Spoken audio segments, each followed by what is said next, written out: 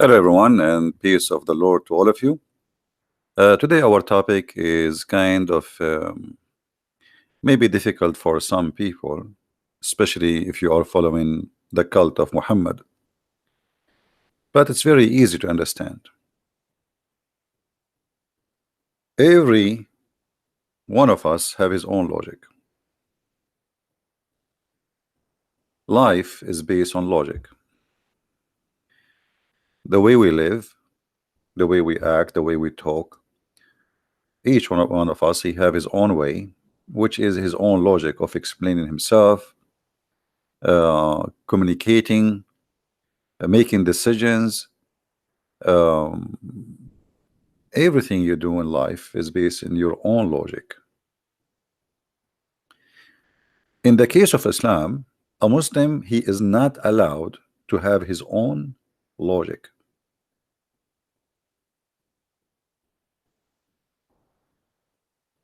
Which means reasoning is not allowed in Islam.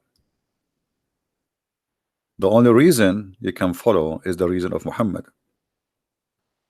The only logic you can follow is the logic of Muhammad. The only food you can eat is the food of Muhammad.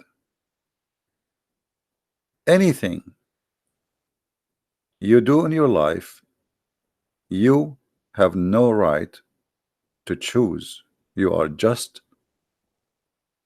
a slave of a man. His name is Muhammad.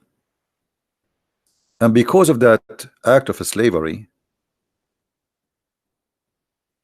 or let us say the pact of slavery, the second and the moment you convert to Islam, a Muslim, he says to you, I am submitting. The fact the word Islam does not mean submit, it means surrender. But let us go with the word submitting. You submit to what? To the logic of Muhammad. You are not allowed to think, you are not allowed to make decision, you are not allowed to be even a human as God he made you. You are allowed only to be as Muhammad wanted you to be. And today we will show the Muslims why I believe that not even one of them is a Muslim.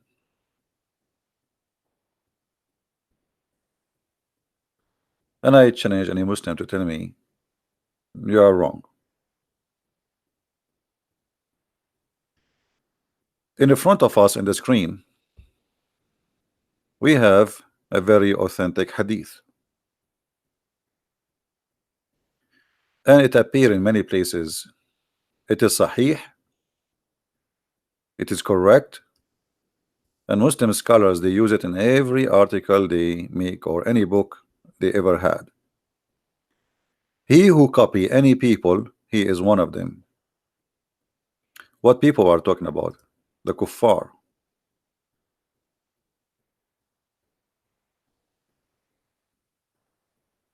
And copy in which way? Anything have to do your action, your life. As an example, if you dress like the Western, you are a Western. If you eat, if you sing, if you do, it's anything you do, as long you are copying some other groups, they are not Muslims, you are one of them. How many Muslims today, they are not copying other nations?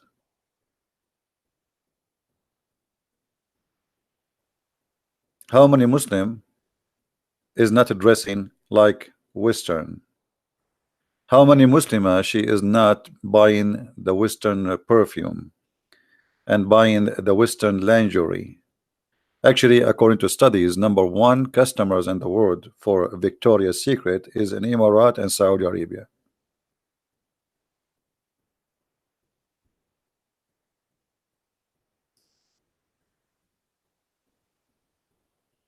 The Muslim women don't have an underwear. They never wear an underwear.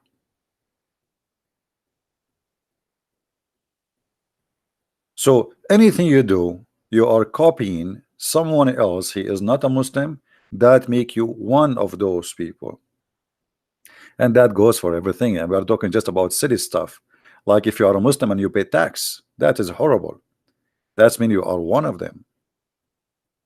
If you live in America and you pay tax to America, if you live in France, if you live in England and you pay tax to those countries, you are one of them. So who is a Muslim today? Nobody. I'm just using the logic of Muhammad, not my logic. So don't judge me. Judge your prophet. Even Muhammad, once he saw a very famous man. His name is Umar ibn al-As. Actually, his real name is not Umar ibn al-As. It is, the translation is the Umar, the son of the pimp. But later they changed his name to make it al-As. The prophet, PBUH FMG SAW shortwave FM, saw me dressed in two saffron colored garment. What is the problem with this garment? Nothing. They just have some color in it. He asked, your mother, she commanded you to wear this? I asked him, shall I wash them out? He replied, you better set them on to fire. These are garment of the disbelievers, so don't wear them.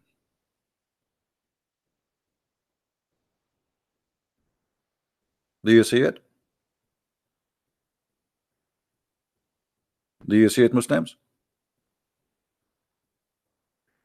If you wear a garment of the disbelievers, you have to burn it.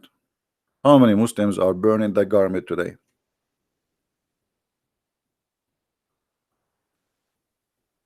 Did you see this Muslima? She became a congresswoman. She is wearing the garment of the disbelievers.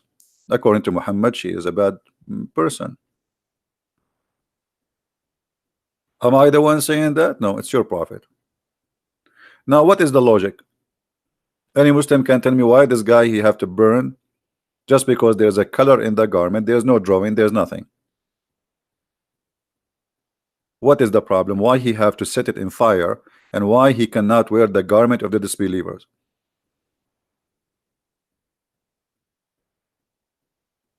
Do we have any Muslim?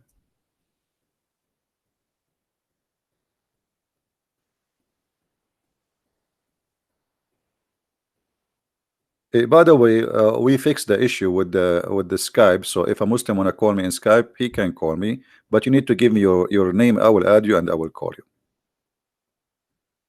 All right. If you are a Muslim and you are really brave, which is unique, give me your name in Skype. We will call you.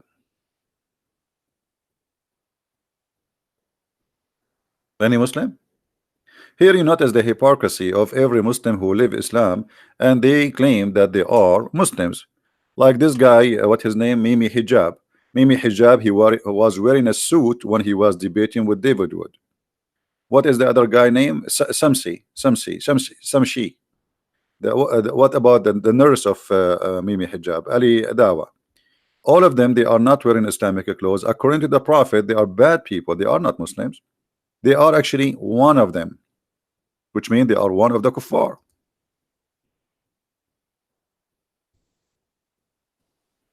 So look how the hypocrisy of the Muslims. They claim to be Muslims. They grow a beard, but yet they don't want from Islam anything make them, feel uncomfortable. So they fabricate their own version of Islam, right?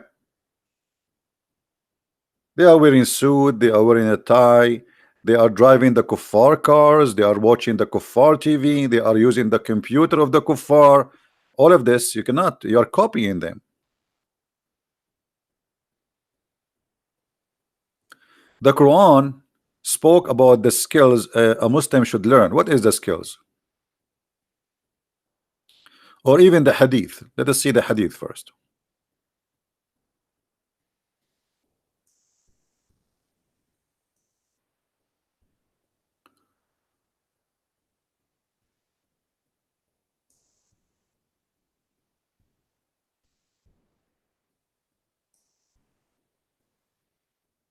We cannot find the hadith in this website. Okay, let's see. Let's go to the Quran. There's a hadith where Muhammad, he says, teach your sons swimming and riding horses and shooting arrows. But we will show you that from the Quran, even though we could not find it from the hadith in translation. Let us see what the Quran says.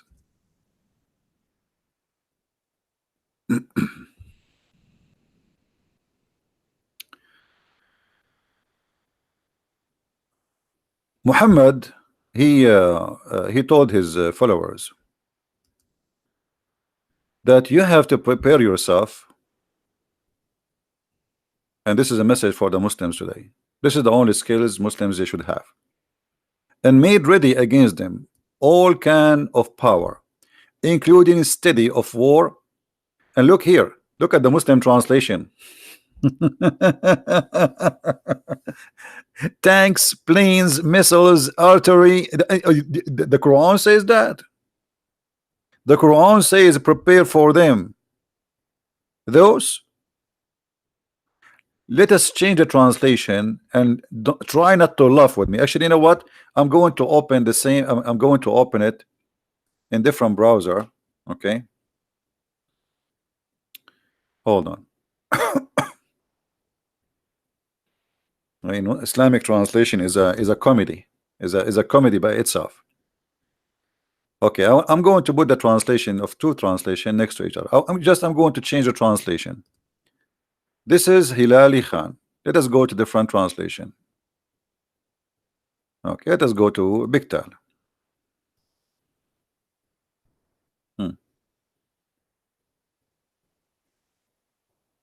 Look at this. Do you see what Allah he said? Horses. The horses in the other translation, it became tanks and missiles and cannons.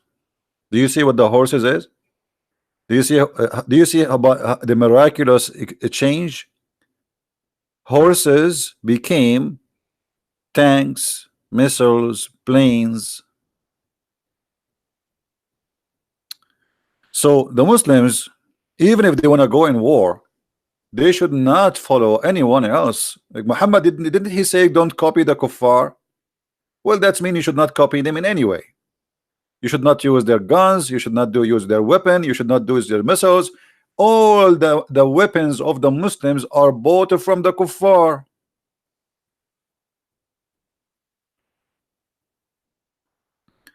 Turkey made guns, and the beautiful thing about those guns, if you shoot more than 3 bullets after each other, the gun explodes in your face. Same as Egypt. They made guns.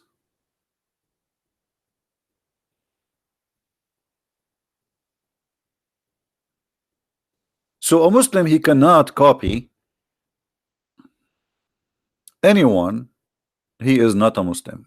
So how Muslims lives? And now here let us question the logic.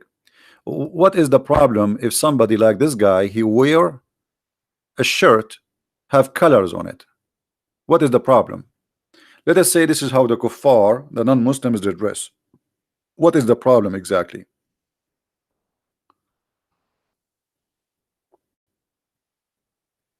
Who is going to be upset? Allah, the angels, who? Why? Any Muslim can tell us? Why Allah will be upset from you if you dress like somebody else?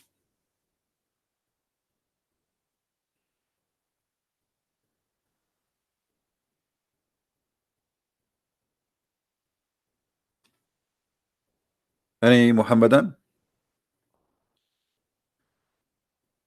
And that will take us to other logic, that in Islam you are not allowed to have any logic. You see, if you go in the Quran chapter 5 verse 101, it says ask no questions. Okay, the logic of not to ask questions, what is the logic? Verse after 101 explain why, because if you ask you will leave Islam.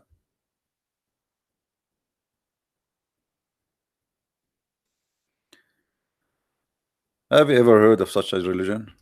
What is the logic of saying ask no questions? Imagine I go to learn. I go to a prophet and he is my teacher, and I ask the teacher, can I ask you a question? The teacher says to me, in our school our logic is the following: ask no questions.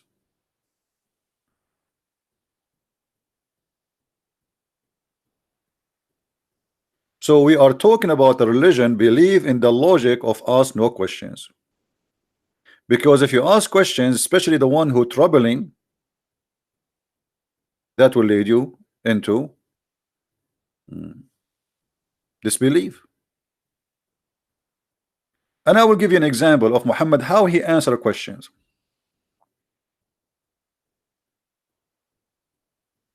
Let us see.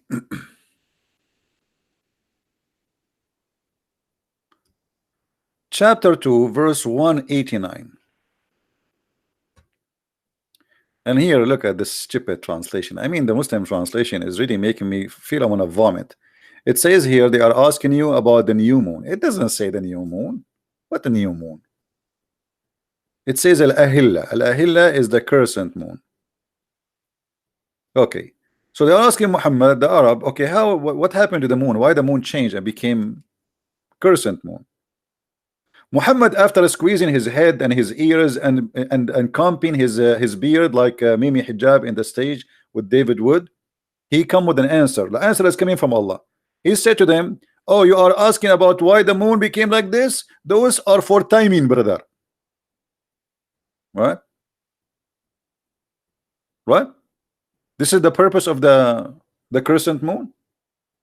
They are asking him, what is the reason for the moon to become a crescent moon?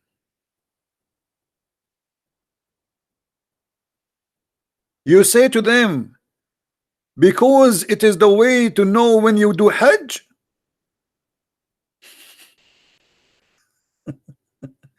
This is the purpose of the moon. What is the answer? They are asking you why the moon, why it is like a week ago it was full, 2 weeks after it became like this. So what happened? So the Arab, they are trying to learn from Muhammad, who have supposedly special connection with his God, and his God will give him an answer which nobody knows.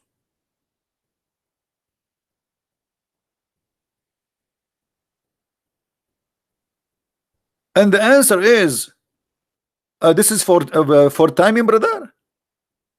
This is the purpose of the question, and this is the answer. They are not us. This is something they knew. They used those moon movement as a timing, the beginning of the month, the end of the month. They already do that, and they are practicing Hajj before Islam. So they are asking you about the crescent moon. So what is the crescent moon? Why it is crescent?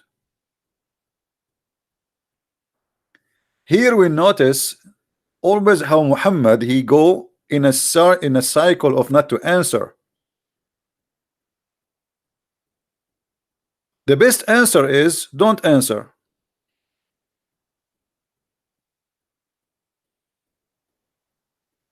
I'm asking you why the moon became like this. You tell me the moon like this for the timing. This is not the reason. The timing is something we created.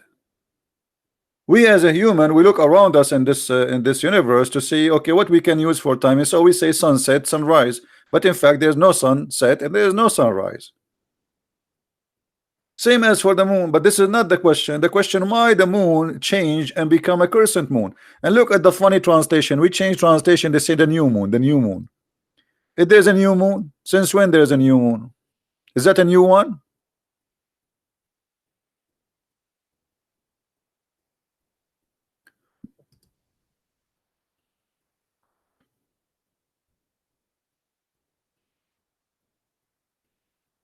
No.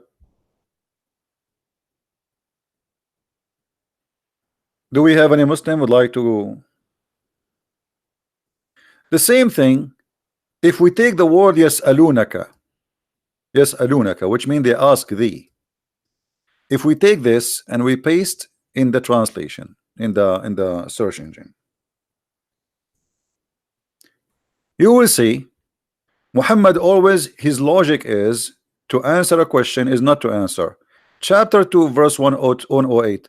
Are you going to ask the prophet a questions the same as you ask Moses? What?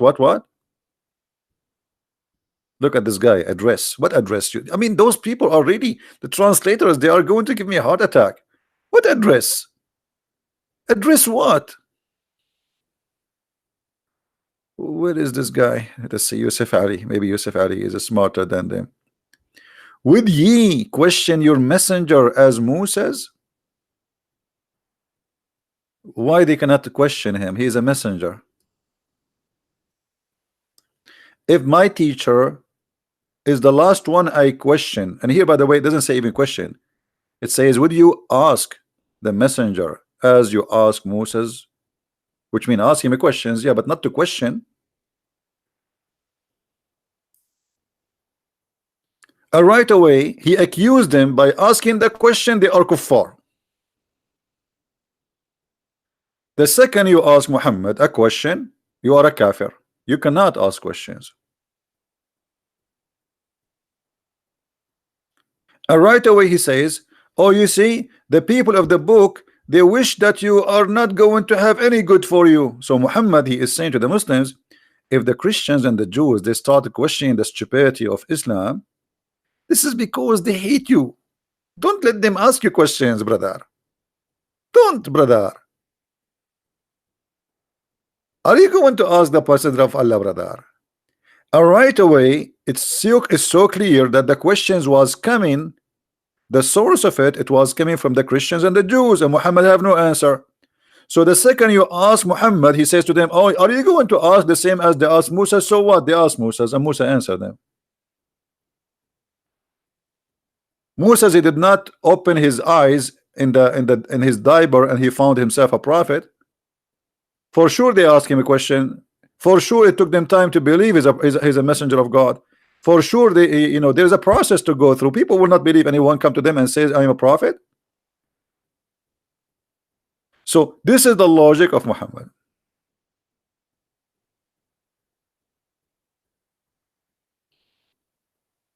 And then the logic of Muhammad is the following. Don't you know that to Allah belong all the dominion? No, we do not know. Like, did we see that? The Quran is full of those phrases. Don't you see? Don't you see? No, we did not see. Don't you know? No, we do not know. I mean, how you know yourself?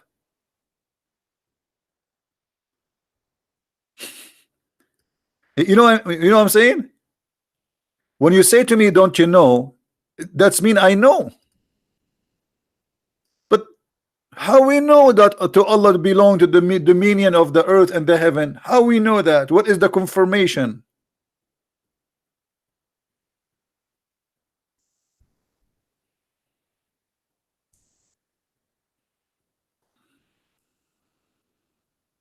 Huh?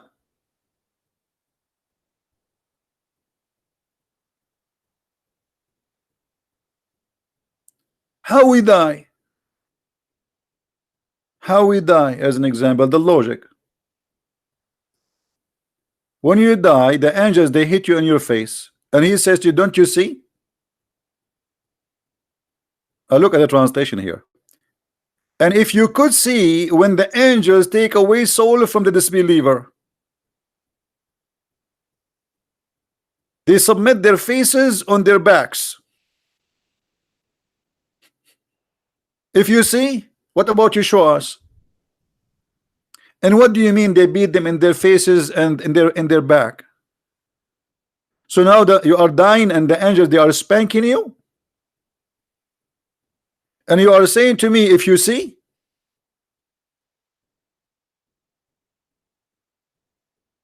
they are spanking your face, but you are a soul. They took your soul. They are spanking what? The soul? The soul have a face and have an ass? You are spanking what exactly?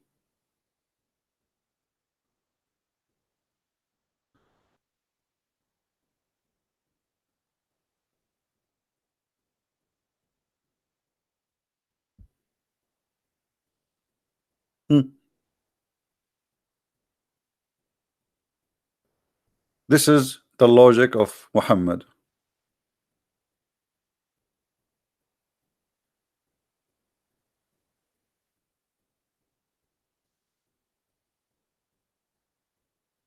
Do we have any Muslim want to say something? Other logic. In the day of judgment, Allah will make our faces black. Why?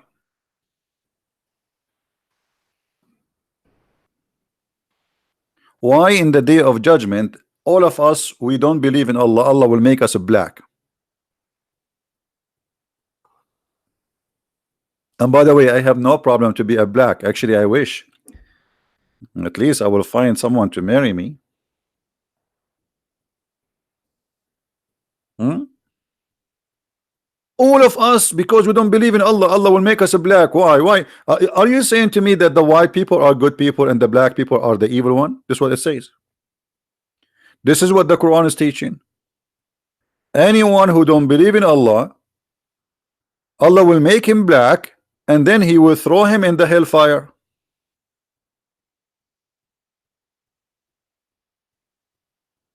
What is the logic?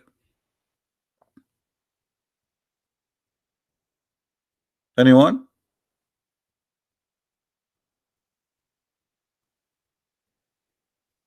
Who is a Muslim have a logic?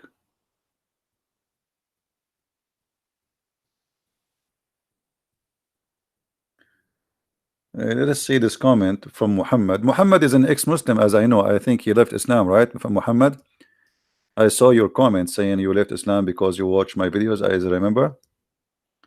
Muhammad said, most Indonesian Muslims said you are a Dajjal. Dajjal mean you know, like the false Messiah, the liar. They said Saudi future prince will make the end of the world real for Muslims. So they think I am a Saudi prince? Oh, okay. Well, they can think whatever they want. Still, they cannot answer me. They can call me all the names they want, but they cannot answer me. Why, instead of saying he is Dajjal, well, get him busted, call him. Call him and show everybody that this guy is a liar. Everything I say, I show it in the screen. Guys, does it say in the Quran? Is this the Muslim website? Is it the Muslim translation? Who is the Dajjal? Who is the liar? Here we go. This is the Muslim translation. Hilali and Khan. I have nothing to do with it. I am not even showing my own translation. So who is the one when I answer us? Why Allah in the judgment day will make us all as a black because we don't believe in him? What's wrong with being black? What is the problem? I like to be Indian too, not only black. They have a very spicy, nice food. And Indian people, they are very nice people. What's the problem? What's the problem of Allah and color? If you remember, Muhammad, he said before in the hadith that Allah, he created according to him, which is shown as the racism of this cult, ugly racism,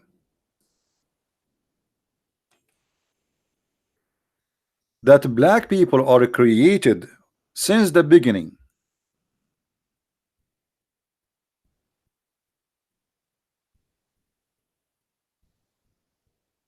to go to hellfire.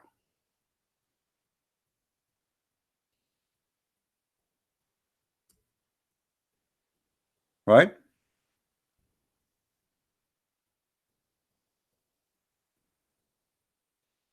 Do you remember the hadith where it says that Allah, he created Adam, and then he hit from his right shoulder, he hit his right shoulder, and he created the left, the white people from his left shoulder, the white people from the right shoulder, the left, the black people from the left shoulder, and then he says to the white people, you go to heaven, and he said to the black people, you go to hell.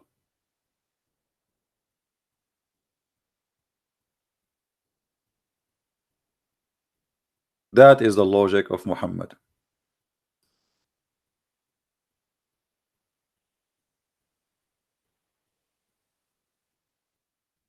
Do we have any Muslim want to say something? What is the logic?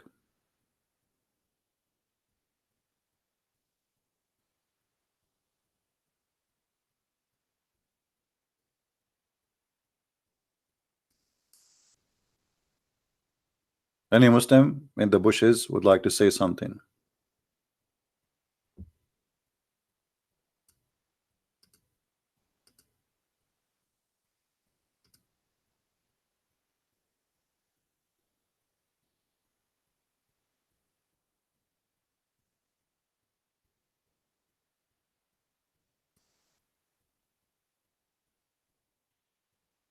Anyone? And by the way, I'm trying to open the website which says the hadith in English, and look, the Muslims, they deleted that hadith since we are using it to expose Islam. But I think we have a snapshot. You can take a snapshot from the videos, previous videos.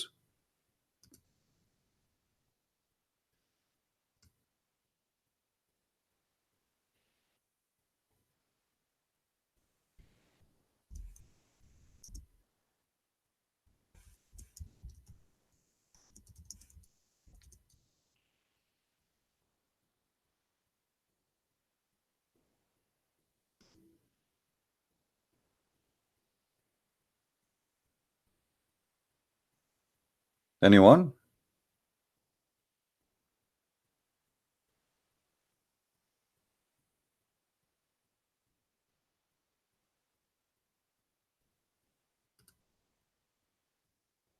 Nobody?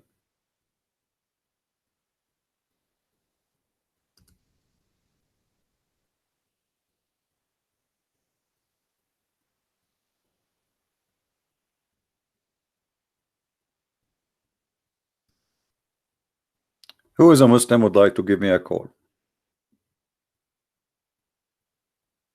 Who is a Muslim? He can give me his. We can call you in Skype, no problem.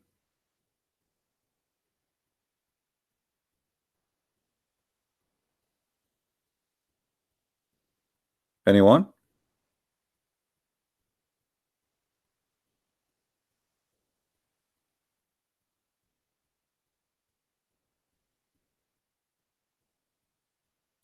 The Muslims, they keep quoting for us supposedly a story where Muhammad, and they call it the last sermon.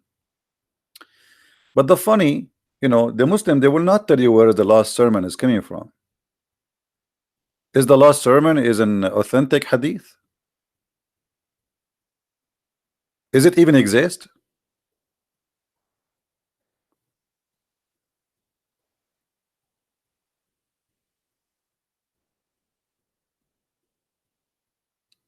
Any Muslim?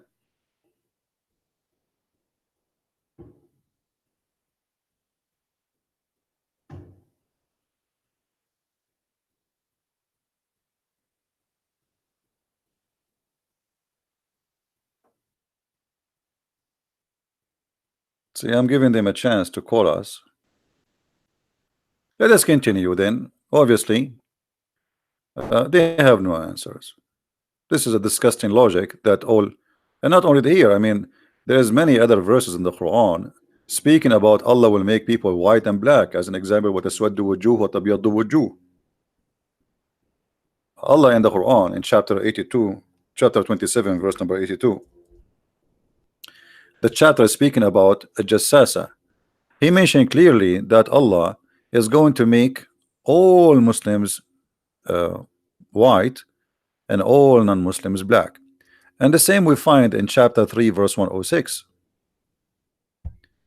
On the day when some faces, it doesn't say some by the way, when faces will be whitened, will be white, and faces will be black.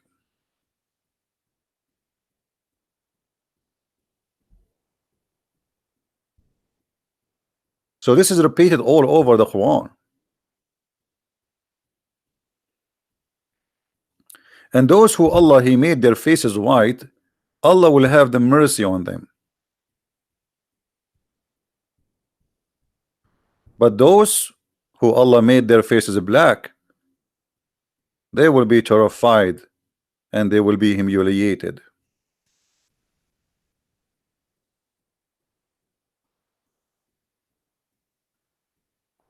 Any Muslim have something to say?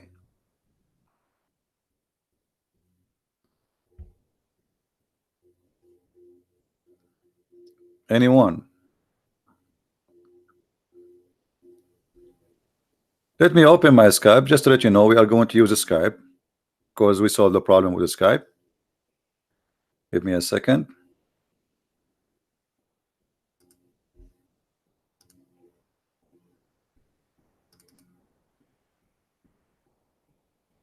Let us see if there is any Muslim have the courage and the knowledge to call us and to answer.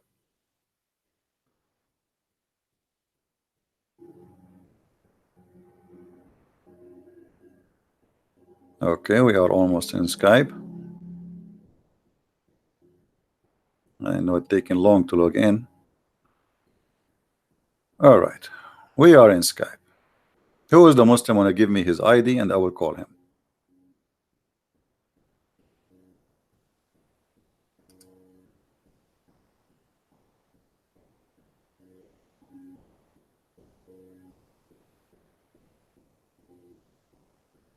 Anyone?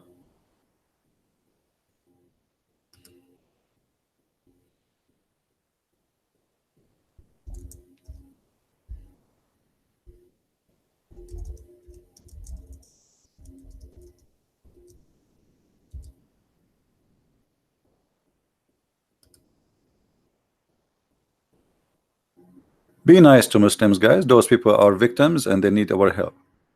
They have no idea. Most of them, they have nothing to do with Islam. Actually, they are Muslims by name. They are born from a Muslim family. All what they know about Allah is Allah, Alhamdulillah, MashaAllah, Alhamdulillah, and nothing more. They have no idea what is Islam. What you ask a Muslim what is Allah, they don't know. They will say to you is the creator. I did not ask you what he do for a living. Who is Allah? What the word Allah mean? They do not know. They pray to their God in a language they don't speak, and even those who speak Arabic, they don't understand the Quran. You know, when Muhammad in his time, he said to the Arab, not the Pakistani who have no idea what he's talking about. Why you cannot understand the Quran?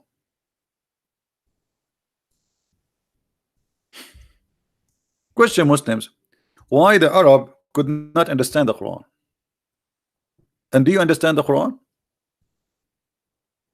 Do you Muslims today understand the Quran?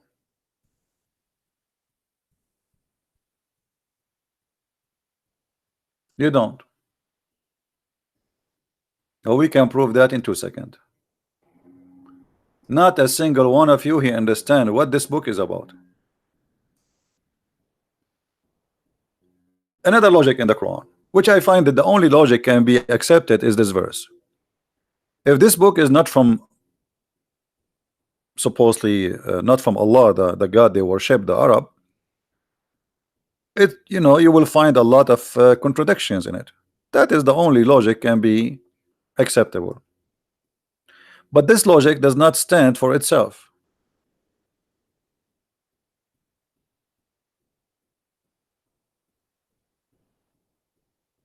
This logic, in the same page, actually, I can destroy this logic, showing you that this logic, showing us that Islam is a stupid cult. Look, go 2 verses before, you will see who obey the messenger of Allah obey Allah. How you can obey Allah by obeying a man who is a sinner? The Quran confirmed that Muhammad he have a lot of sin. And then you say the one who obey Muhammad he obey Allah. What about the one who obey Allah he obey Muhammad? Because supposedly Muhammad should be obeying Allah anyway. But to say the one who obey Muhammad he obey Allah, that's mean that Muhammad is higher than Allah, and the obedience of Muhammad is to follow by obedience of Allah, and Allah himself have to obey Muhammad too. How we can say that the good person who wanna go to heaven is the one who obeyed the Prophet? Are you claiming that Muhammad is a person who is God, which means he's a perfect, he have no sin? Muslims, do you claim that Muhammad is a perfect man and he had no sin, which will make him God? Is Muhammad is a son of Adam and he's a sinner like us, or he is God?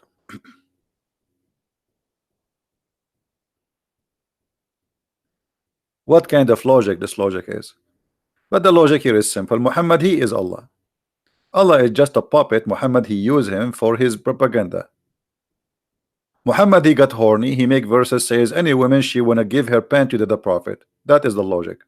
Obey the prophet.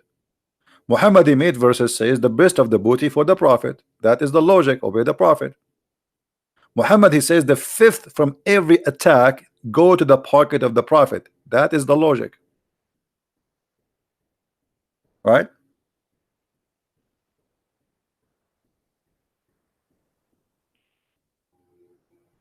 Do we have any Muslim want to say something to us? No name. Give me your name in Skype. I will call you. Don't tell me I cannot call him. You can call me. Give me your name in Skype. Post it. I will call you. Don't make a drama. It's very simple. Give me your name. I will call you.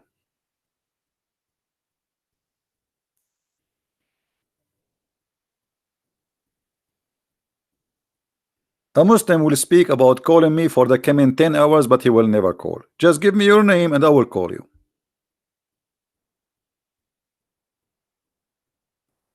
And then after he speak for 10 hours about calling me, he will go and he speak to his 4 wives and he will tell them, see, Christian Prince, I wanted to call him, but the coward, he did not take my call. What is my point? This Muslim is asking me what's my point. He is listening to me for the last 30 minutes and now he's asking what the point. That is the point, that you are not listening. Because if you are listening, you will not asking what's the point. I just made my point. How you it says to you, obey Muhammad. Muhammad himself is a sinner. You should not obey Muhammad. You should obey what Allah says to Muhammad, not Muhammad. The verse is so clear. The one who obey Muhammad, he obey Allah. What about we say the one who obey Allah is the one who will be saved? If Muhammad doing the will of Allah anyway, why we have to put the name of the prophet, the name of a man before the name of a God? Obedience of the man before the obedience of God? And then you will ask me again, oh, what's your point? Isn't it the Quran says that Muhammad is a big time sinner?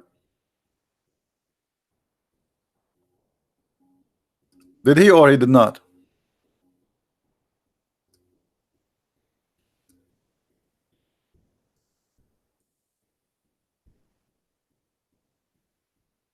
Hmm?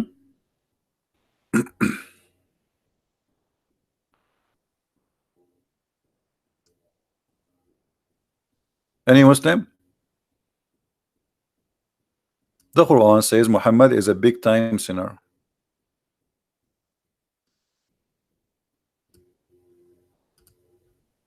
And the sin was breaking the back of Muhammad. And this is why Muhammad, he is the only messenger Allah he needed to do for him a plastic surgery. He cut his chest to remove the burden. Have you ever heard of a surgery to remove burden by washing it by water? Have you ever heard of a burden is in the stomach of a person? Why his burden was he stole a McDonald's sandwich? What do you mean remove his burden by making a surgery for him? What is the logic again? What is the logic? A man, he became a prophet. And now we need to remove his burden. So what we do, we send an angel. And the angel, he bring with him a big knife. And he opened wide the chest of the prophet from his throat all down to his belly. And he take off all the material inside his stomach and his chest. and he wash it with the water of Zamzam. What is the logic? Who wanna tell me?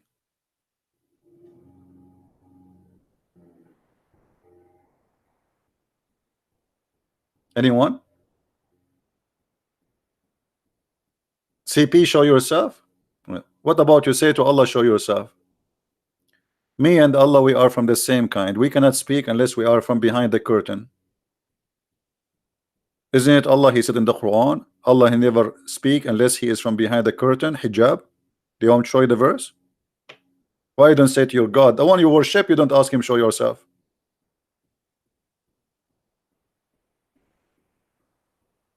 Any Muslim have an answer? What is the logic to send an angel, his name is Jibreel, with two assistants?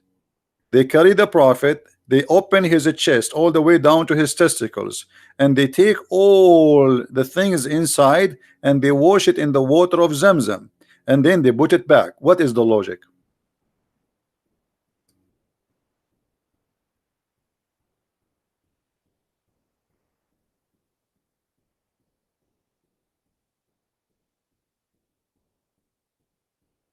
Any Muslim?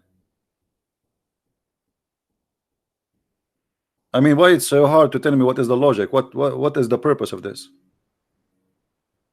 I'm doing this for money. You can say this is your logic, no problem. But I can show you that you're a prophet. He do everything for his penis and his money. Here we go. Let me show you. This is your prophet saying you cannot meet with him unless you pay him first. Me, you are here for free. Are you paying me? Do you pay me to come here? No, it's for free. I give it from my own time and nobody forced me. And nobody here, no one here pay money to hear my voice. Everybody, including you. You are a liar like your prophet. This is the Quran. Oh, who you believe. If you want to consult with the prophet in private, spend something. Do you see it? Do you see it? What is the logic? Why you have to spend something in order to see the prophet? I will tell you why. The logic of Muhammad, if you pay him, he will pray in your behalf. Huh? Is that right?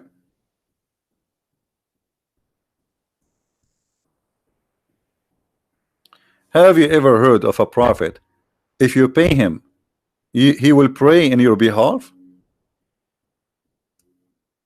Chapter 58, verse number 12. Guys, have you ever heard a Christian prince saying, if you give me money, I will pray in your behalf and you will be forgiven? Never. I am no prophet.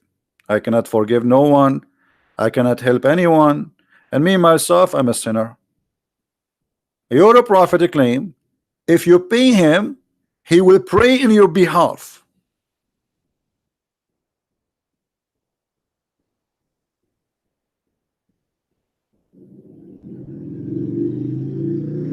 Let us show you another verse.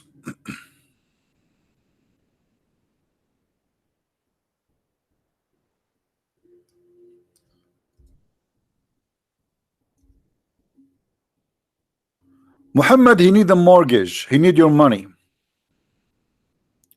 If you give Muhammad the mortgage, what he need, Allah will forgive your sin. Read carefully.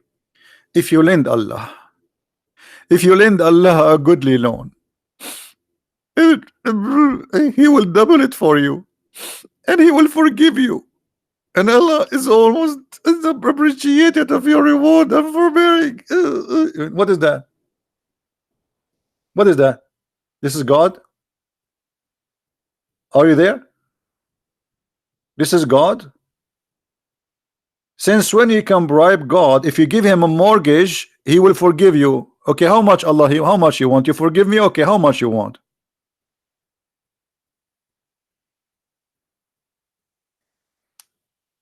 Are you there? The guy who's talking about money. What is the logic? Why, if we give money, Allah forgive us? Why? Tell me how. What is the logic? So if somebody is a filthy rich, he gave Muhammad some money, he's forgiven. That's it. That is the logic. If you're rich, you go to heaven. If you are poor, you die. Because the one who can give a mortgage to Allah is the rich one. Same time, what kind of Allah? This Allah, he need a but give Allah, but give me mortgage to Allah. If you give mortgage to Allah, Allah will give you. Then they give us a mortgage, and you know, I have too much money. This is the same verse. Muhammad Hijab, after he finished his debate with David Wood, 2 hours after he posted a video saying the same verse, and will lend Allah a goodly loan, spend for Allah cause, because asking people to give them money. Go and watch the video. No, my friend, I am not funny. The most funny person is Allah. What about Allah? What is the logic here? Okay, hold on, I'm going with you. You tell me what is the logic of this verse.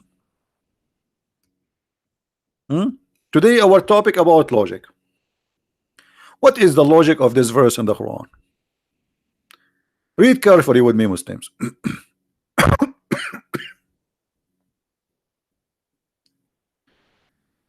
There is no restriction in the blind, no restriction in anyone, the lame, no restriction on the sick, nor on yourself if you eat in your houses.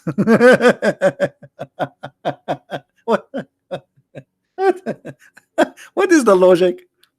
This is God. He went to his bedroom. He spent 10 billion years in his galaxy private room to write for us such a magnificent verse saying if you are a blind, you can eat at home. And if you are a person who cannot walk straight, you can eat at home. And if you are not any of those, which mean the blind or the lame, you can eat at home. So what the point? We eat at home already. A human being, since he was created, he eat at home. Where he eat? In the restaurant? Where Adam used to eat? He used to eat in the restaurant? In Starbucks? What is the logic? Don't you think this verse is too late? So after thousands of years of Adam, we come to me and says to me, there's no problem if you eat in your houses. If you are blind, you can eat at home. And if you are a lame, you cannot eat, you can eat at home. And if you are not any of them, which make it more horrible. I mean, okay, I thought there is like some special case. No. And then the story continue. Or the houses of your father. Like, what the heck? I was eating in the house of my father all my life. Or the houses of your mother. What? Allah, he gave me a license to eat in the house of my mother? That's wonderful. I'm really surprised.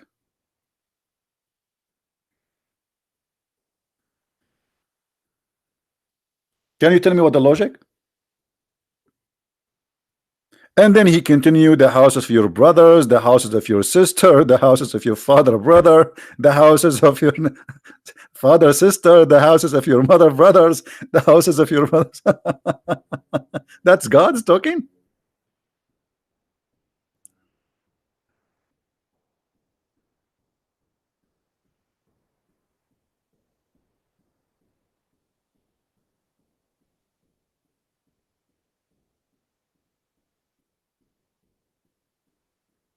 What do you think?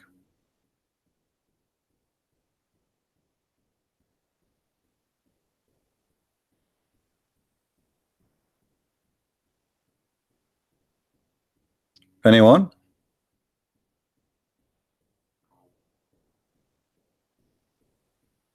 And then at the end he says, don't forget that. And there is no sin. Brother, there is no sin whether you eat together or you eat apart. Discovery Channel. Now finally we discover that there is no sin if we eat alone or we eat apart.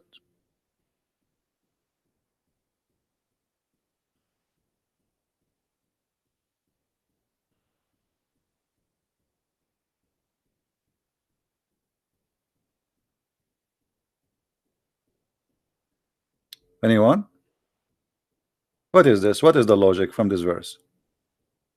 What is the logic if I believe in Allah will give me a lot of women for sex? What is the logic? Well, what is that? And those women, they are virgin. Each time I sleep with them, they turn virgin again. What is the logic? I mean, isn't it this is cheating? I just slept with her. So what the point of closing that skin down in her private part? What is the logic? Is that going to make me feel that she is a virgin again? She is not. I just slept with her. What is the logic? Stupid. What is the logic that your God Allah will make your private part endless? You live in New York and your private part in the Amazon jungles, and those crazy fish, they will bite your penis. What is the logic? Why I need to have an endless private part? Like, what about if it is like 6 foot? Not fine? Well, okay, okay, 1 mile. What is the logic of this cult? There's no logic. It's a stupid cult. Everything there is stupid.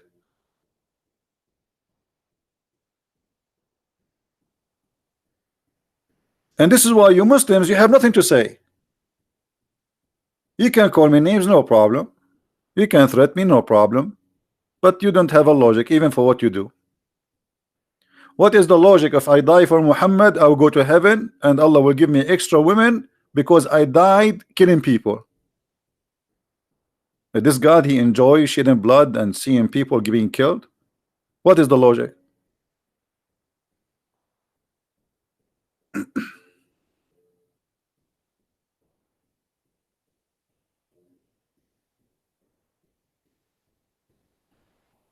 Anyone?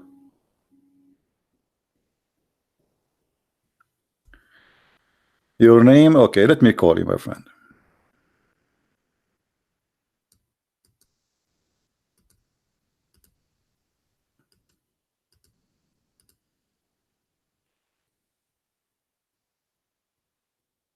You are a Muslim and you call yourself Robert?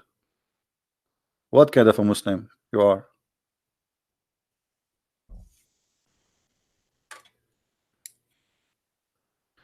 All right. Hold on, let us fix our microphone first.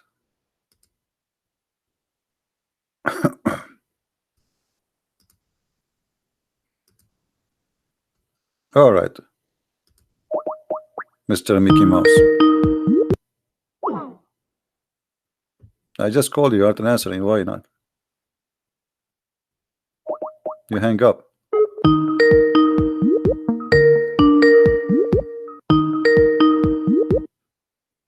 Hello. Yes. So I'm not a Muslim in the first place. So why you want me to call you then? I just have a bit confusion about the Quran and the beliefs of it.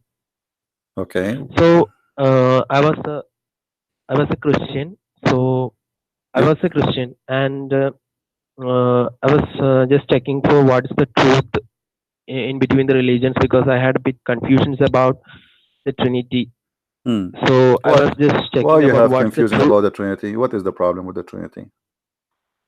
No, I have cleared it. Okay. So I don't have a confusion about Trinity now. Okay. So are you Christian now or not? No, I'm not. I'm just figuring it out. So what are you now? So can I ask you a doubt? So before you tell me what you want to ask me, what are you now? What is your religion? I'm just right in between Islam and Christianity. I'm just trying to figure the complete truth so I can go back. Okay, so what do you want? Oh, go ahead. So the thing is, if someone from the Islamic community came to me and asked, so the basic arguments they gave every time is Trinity is not a god, it is 3 gods, and or it is God died. How did God die? They are the basic arguments they always make. So my question is, they say to you how God died? No. How did God die? How can God die? Okay, but this is the same logic will prove Islam to be a false cult, because if Jesus will not be God, for he did not die, for he died, in Islam Jesus did not die until now he's alive. That means Jesus in Islam should be God. Yes. So if if someone came to me and asked me, is Trinity God? How can I prove? How can I prove to them that Okay, but are Trinity is you not three gods, but it did is I one answer God? you about the first one about what how God died? Did I answer you? They say Yes, how Jesus yes, died I have. and he is Uh, God. Okay, well, according to yes, this, if the logic is that if the death of Jesus will not make him God, he cannot be qualified for being God. That means Jesus cannot be a human too, like anyone, because until now he's alive and he is living in yes, heaven in yes, Islam. I have. Okay, Uh, so this is a I stupid have argument. watched This is a your. stupid I have argument. watched your previous Hmm. debate, so I know that. Okay. You have Secondly, no, previously let us studied, so my let doubt us about answer it is no, cleared. let us answer this one first because we are not done. Secondly, Yes, if God, the Muslim they speak about him, yes, he cannot die. They are talking about what God who died. We don't believe that God he died. All what we believe that the flesh of Jesus die as a human being. Otherwise, God never die. So yes, even us as a human, we have a spirit, we have a soul, and we have a body. Is that correct? yes. Okay, the body dead, but the spirit is not dead. So Okay, if that happened to the human, what about God who is a spirit? Our God in Christianity is a spirit. The God of Islam is not spirit. So you but cannot kill God for very simple reason. Number one, he is a spirit. They killed the body, which is the physical body of Jesus. But our God is always living God. This is why we call it resurrection. What is a resurrection? Resurrection is reuniting between the flesh and the spirit. Correct? yes, Reuniting two okay, things. So resurrection is when we say Jesus died, we're talking about they crucified the flesh of Jesus. That would die, but God is always living God. Number two, number three. yes. Uh, uh, when we speak about Jesus, the Muslim they confirm that Jesus is the Word of God. Do the Word of God die? Can you He kill can't the Word die. of God? And can anyone destroy the Word of God? Even the Quran says no. If you ask No. a Muslim, is the Word of God created? They will say no. If Jesus in the Quran confirming that Jesus is the Word of God, and this is exactly what is written in the book of John, chapter 1, verse number 1. In the beginning it was the Word, and the Word was with God, and the Word was the God. So Yes. the Messiah is the Word of God, and he is the Spirit of God, and he is a messenger of God according to the Quran. Three in one. How the Muslim they say that we are against the Trinity? In the same verse it says there's no Trinity, but the Quran give us different form of a Trinity. It says Jesus is a word, Jesus is a man, and Jesus is a spirit proceeding from Allah. So Jesus is a three in one in the same time. So how Okay. one cannot be three, yet Jesus is a three and one in the same time? Here we notice the hypocrisy and the ignorance of the Muslims. It is written in their books, and I'm showing it in the screen. Can you see my screen? Yes. Can you see my screen?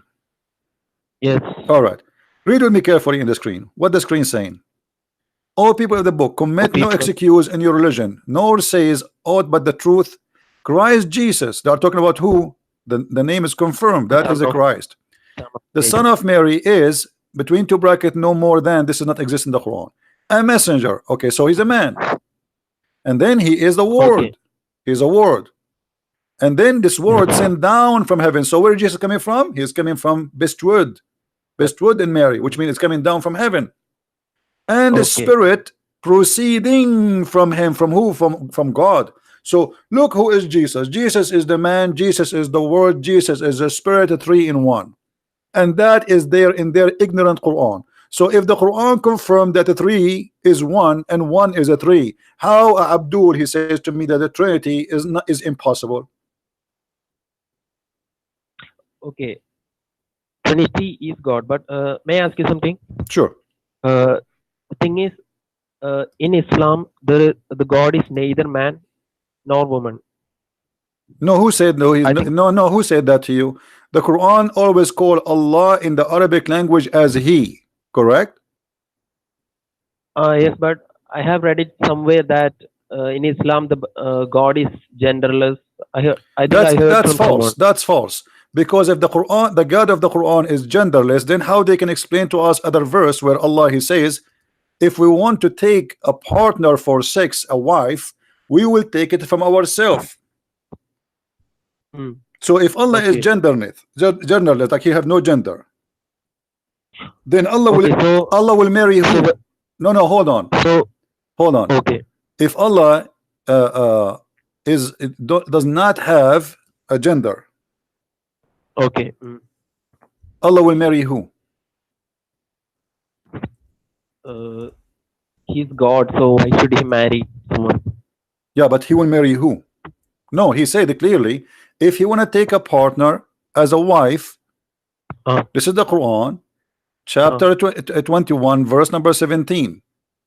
Does it say, had we intended to take a pastime, i.e., a wife or a son, we would surely taken it from ourselves? Yes. Okay. So why it says a wife? Why the Muslims they assume it's a wife? It's not a guy. If Allah have no gender. Okay. So they lie to you, my friend. The one who make those articles are a bunch of dummies. Because if Allah have no gender, then how the Muslims assume that this partner is a wife? What about saying a gay, a man? Why they come to the conclusion that it must be a wife? So you see how easy to defeat their lies and their propaganda. It's a stupid propaganda, and they have nothing to say, and that's why they didn't dare to call me. So may I ask you? I knew I was thinking about this, which is the correct right religion for quite some time, and I checked both religions. So my doubt about the Trinity and all the other stuff has been removed partially, or most of it have been removed. I don't understand. I say repeat again. Your mic is not clear for me. What you said? My most doubts about the Trinity. Okay. And Jesus is God. I truly believe that Jesus is God because I was a Christian and I did go to church for 8-10 years, or I'm 21 now. I did go to church until 18, so until I had some doubts about which is the real one, because I didn't have a full explanation for why is Trinity the God. Okay, so now how we can help you? So the last part is in the Quran there are many scientific explanations, or I was watching a video. There are many what? There was many what? Scientific explanations. Give me one. Give me the best one. Theory of relativity in chapter 45. What? Theory of relativity. Theory of what? Relativity. Albert Einstein. Okay, where is that? What chapter is that? Chapter 45. Chapter 45. Okay. Verse number 24, 25. I think that's the one. So are you willing to laugh loud if I show you how they lie to you? 24, yes. You said 24, 25? 25, 26. 25, 26. Okay. Yes. Where it says what you are saying? Chapter, you said the chapter 45, right? Yes, 45, 25, 26. Okay, where it says what you are saying, the theory of what? Relativity. It's about a shadow. Where? Where? About the shadow? Can you please come down? Can you please come down a bit? What shadow? No, I can't see the full 26 verse. Yeah, this is verse number 25, 26. No, I just okay. My friend, but without telling me, let me show you how stupid the Quran when the Quran speak about the shadow. You said the shadow? Yes. Okay. Do you know that the Quran claim that Allah is the one who extend the shade? How he extend the shade? That's the verse. I think that's the verse. A little by little, something like that. Yeah, what little by little? The Quran here saying, have not you seen how the Lord spread the shadow? In Arabic it says little by little. The Arabic says he extend the shadow. Okay, how Allah he extend the shadow? Is the shadow is something to extend? Can we extend the shadow? Yes, because it extends in the noon in what? My in the friend, noon, my friend, there's in the nothing. It's morning. called shadow. To extend the shadow, the shadow is just a reflection of light. This is a stupid statement. The Quran saying that the shade is something Allah He extended, but the fact is not extended. What shade is extended? Just it changed the source of the light, and then we have a new shadow. Correct? Yes. And depend how Oh. close, how strong it is, the shade will be different. This is so. This is stupid statement.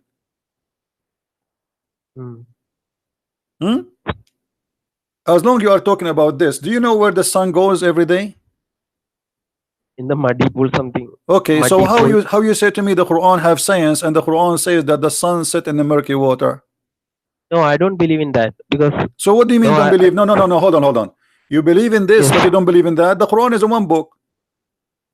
no, I don't think that's the truth, because the muddy pool thing is completely false. I just want to know if this is right, because this is one of the None of their claim is right and it's false. You can read my books. I have 2 books, not only exposing the lies about miracles in the Quran, they're giving you a lot more beyond the Muslim ability even to know about the religion.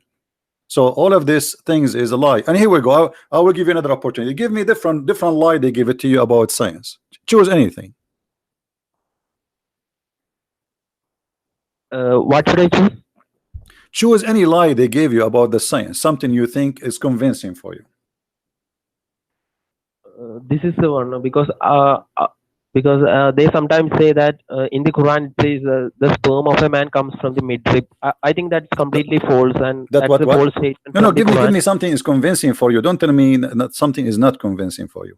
Something you think maybe it is possible to be right, to be true. This one was convincing. The previous one I just gave you, it was convincing for me. I mean, come on, my friend. You said you are 21 years old. You are smart. I mean, this is stupid. To say that Allah He extends the shade, this is stupid. Allah did not extend the shade. This is stupid. This is extremely stupid. Because the shade is not something exist to extend. How we can extend something is not exist? So you see, I can say I extend the length of something, but not the shade, because the shade is not something to extend, does not exist. Right? Okay. If you have a flashlight, at night, you can make your finger look like it is 100 foot tall, correct? Yes. Okay, but does that mean I extended your finger? That's stupid, you know. So what else? No, nothing else. Are you sure? Choose anything you want, just to show you how stupid what they claim about science. Their science is nothing but a fabrication. I think I heard a lot of debates from Zakir Naik because of Zakir Naik. Zakir Naik is an idiot. He did not know anything about his religion. Yes, he talked a lot about evolution, but I don't think that's convincing for me, because okay, as long as Zakir Naik he spoke about evolution, like what? Do you remember anything he said? No, I don't think he was convincing about evolution, because I studied a lot about evolution in class 12th, and it doesn't seem to correlate. No, actually the Quran teach about evolution, but in the wrong direction. As an example, the Quran claimed that Allah He made the Jews because they broke the Sabbath, pigs and monkeys. So Quran teach that Allah He transformed human into animals. Those who believe in the evolution, the atheists, the way they believe in it, they believe in the opposite, that we as a human, we are coming from ancestors who used to be something else, correct? So here you read in the Quran chapter 2, it says that those Jews, because they did transgressed in the matter of the Sabbath, Allah He cursed them and He made them monkeys and pigs. And now ask yourself here about this logic. Allah He will make the Jews, or He made the Jews already pigs and monkeys for breaking the Sabbath. Isn't it Allah stupid for not making somebody here rape a woman a pig or a monkey? I mean, which one is more harmful? Somebody doing fishing in Saturday. The story here is about a bunch of Jews that did fishing in Saturday. So who more deserve a harmful punishment?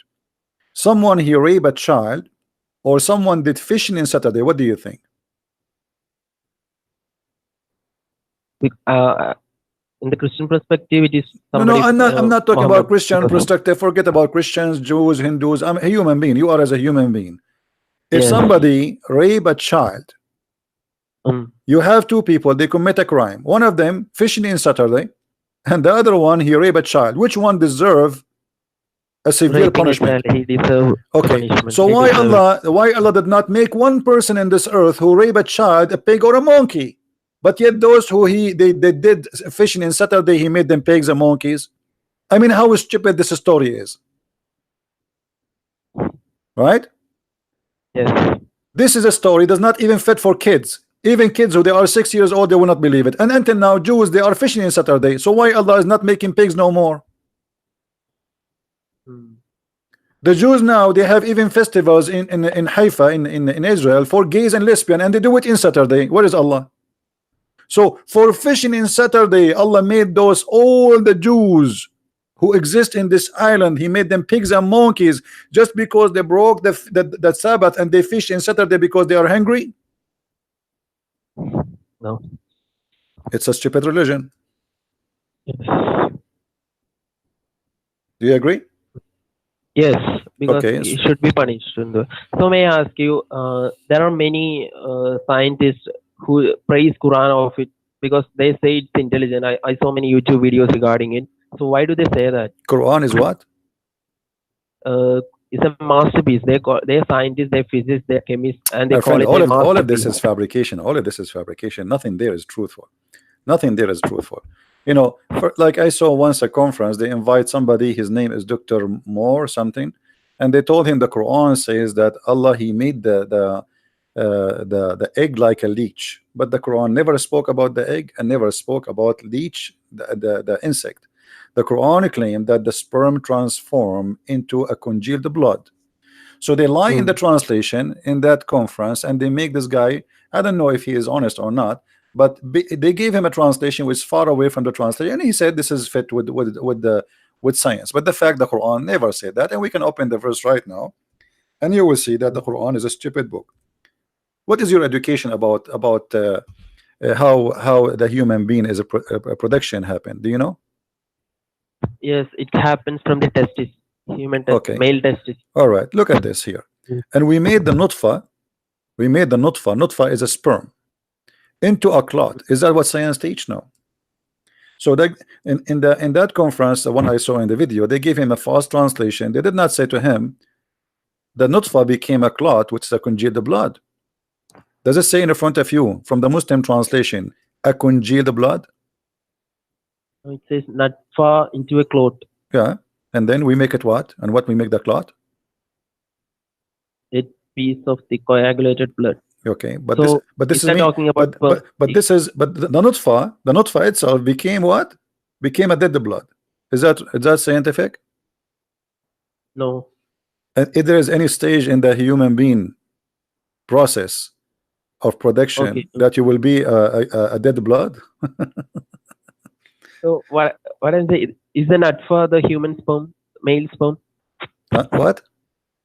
Is the nutfa referring to the male sperm or human sperm? This is male. No, this is the male. However, Muhammad he claimed in different chapter in the Quran, chapter 86, verse number 6 and 7, that women have a sperm too, and the sperm of the women is coming from the back, from the ribs of the women, and the sperm of the man is coming from the backbone. You see it? Okay. Is that scientific, or this is stupid? No. Muhammad in the hadith, he said that if a man have orgasm first, the baby will be a boy, and the woman have orgasm first, the baby will be a girl. Is that scientific? I heard that from a bit scientific YouTube channels also. Is that scientific? I have never heard about it, but I heard someone say about it because No, they say my friend, it's true. the gender of the baby have nothing to do, and the look of the baby and the existence of the baby have nothing to do with the women having orgasm at all. Because the women, she have orgasm or she don't have orgasm, she can still deliver a child if she have sex. Is that correct? Okay, yes, So because what does that's have to what I do with learned. you know, That's this what. is stupid. So Muhammad, he claimed that women have a sperm and it's yellow and thick, and man have a sperm, it's white and thick. Sorry, the woman is yellow and thin, and the man is white and thick. And this is absolutely false, because women, they don't have a sperm, Mm-mm. and it doesn't matter who Okay, have that. orgasm first. The gender is about the sperm, the semen. When one semen goes, that semen is going to make the decision. The semen itself will make decision what the baby will be. According to Muhammad, the last thing will be decided by Allah is the gender. And Muhammad, he claimed that a human being, the sperm of a human being, stay inside the woman for 40 or 50 days. Do you see the screen? Yes, I see it. Okay, is that scientific or this is stupid? No, it says the man's water is thick, and I don't see the verse you just said. Okay, now what do you see? Do you see No, I it don't now? see it. Okay. Means for 40 or 50 days or 40 nights. Is that Uh, correct or this is a lie? it's a lie because Hmm. it's 9 months or 10 months. 9 months. One lie will make me what? Will make me a liar. Do you agree? Yes. Okay, Muhammad is a liar. Yes, because I mean, in many. how many lies until now I showed you? Isn't it enough to prove that Muhammad is a liar? Yes, because I have heard in Zakir Naik speeches that if there is one mistake in the Quran, then everything is false because it's from the God itself. My friend, I did not show Yes. you one mistake. I make a challenge to all the Muslims who are listening. Every chapter in the Quran itself is a mistake, and this is a challenge for any Muslim is watching who want to call me right now, and you choose the chapter and I will show you the mistake and I will make you read it. How is that? Any chapter in the Quran. You have 114 chapters. Name the chapter for me and it challenge me to show you the mistake. Anything you want. Okay. No. What else, my No, I friend? don't have a No, I don't have any other So confusion. what now? Do you want to? You are still between Christianity and Islam, or you made a decision? No, I made the decision that I want to go to church. All right. So you wanna accept Jesus again as your Lord, as your Savior? Yes. That's wonderful, my friend. So pray to the Lord to forgive you for forsaking Him for some time because you were confused, and I'm sure He will forgive you. And pray from your heart from now on not to let the devil play with your heart, because the devil, my friend, is evil and he would do everything he can to confuse you. Be solid with Christ and don't let the devil get inside you. All right, my friend? Okay. So, if I may ask, if I have any doubt, can I call you again? You know, anytime you can call me, but why you have a doubt? Here we go, give it to me. No, I don't have anyone. No, no, I no. don't But have my one friend, now. But why you want to let the doubt go inside your heart? Why? I mean, already you discover Islam to be stupid and it's a lie. So what is left? Do you have better than Christ to follow? What, you want to follow the Buddha or you want to follow who? no, I don't want to follow Okay, Muhammad so anyways why because the doubt he's will come to you unless you are looking for a doubt, right? okay. So if you leave the doors open for the doubt to come, okay, all the doubt will come. If I allow the devil always to come to me, he's going to be he will feel home. He will never leave me, right? So it's you who decide really if the doubt will come to you or not.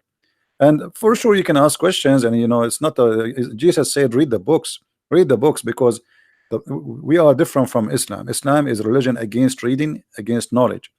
The knowledge of a Muslim is about silly stuff like can I wash underarm, can I wash my private part. Those questions are allowed.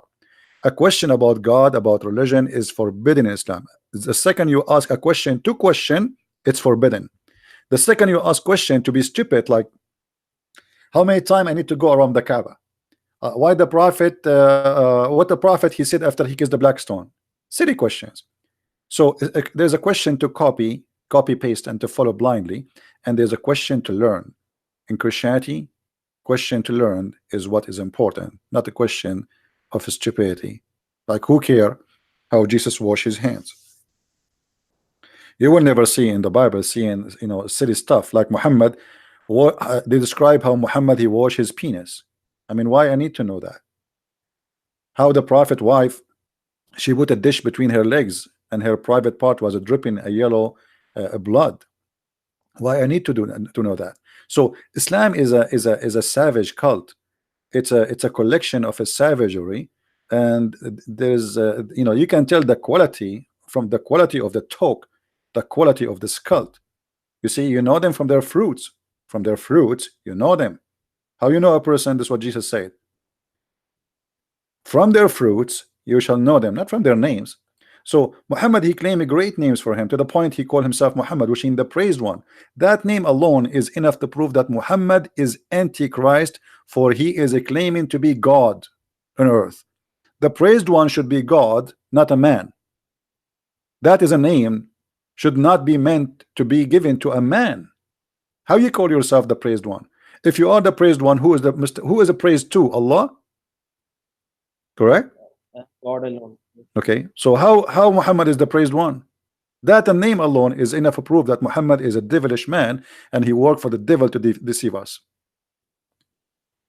I heard in your previous videos that it says praise for Allah and the Prophet. Sorry, again, say again. I heard in your previous videos that it says in the Quran that the praise for Allah and the Prophet, because that's a false statement. Praise for Allah, or some listen to the something. Listen to what the Allah and the and you said once that why should we listen to the Prophet? We should only listen to the God. Yeah, the prayer. Muhammad, he says, he claimed that you pray and your prayer will be displayed in front of me. The Muslim, they said to him, how we will pray and you are going to be dead? Pray on you. I mean, what is that? You will be dead. He said that all your prayer will be submitted to me, and this is the hadith in front of us. And here the translation is lying. They are saying to in the translation, invoke many blessing on me. In fact, it doesn't say. It says the word salah, and salah mean pray. So invoke many prayer to me. And they said to him, well, you will be dead. Your body will be decayed. So what do you mean? He says, we prophets, our body is preserved and all your prayer will be sent to me. Now who is Allah and who is Muhammad then? And how Muhammad, all the Muslims, their prayer will come to him. How a man, he can review all the prayer of the Muslims? And why they are sent to him? All right? Okay. Don't let the Muhammadan fool you, my friend. Okay, you are smarter than this. Okay. Yeah, don't foolishness is a kind of fashion these days, and Islam is a very foolish religion. So don't follow the fashion. It's a fashion to be foolish these days. They say to you, be open-minded. Open-minded means be foolish. So is leaving Islam is a crime? Because in Islam, leaving Islam is a crime, but they always say that no, you can leave it if you don't like it. So what's the truth of it? No, Muhammad, he says, man baddala dinahu faqtulu. The one who changed his religion, kill him.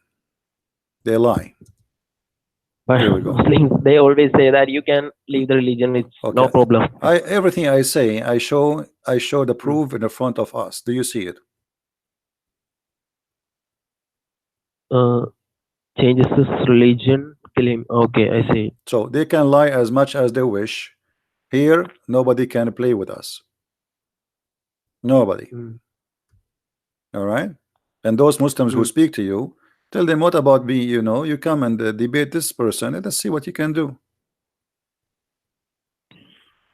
Okay. I heard in a debate between a Christian and a Muslim, the scholars, and they were talking about the Jews, the book of the Jews and the Quran itself talks the same about the about Moses and all those prophets, because no, the first I'm talking about the first 5 chapters of the Bible is different from what's No, taught by the everything Jews? in the Bible is different from the Quran. The Quran is a stupid book. There's nothing to share with the Bible. Muhammad, he stole some stories from the Bible, but they are not the same. So is the As first an, book as an in the exa Bible and the text of the Jews the same? the Bible, our Bible is the text of the Jews in the same time.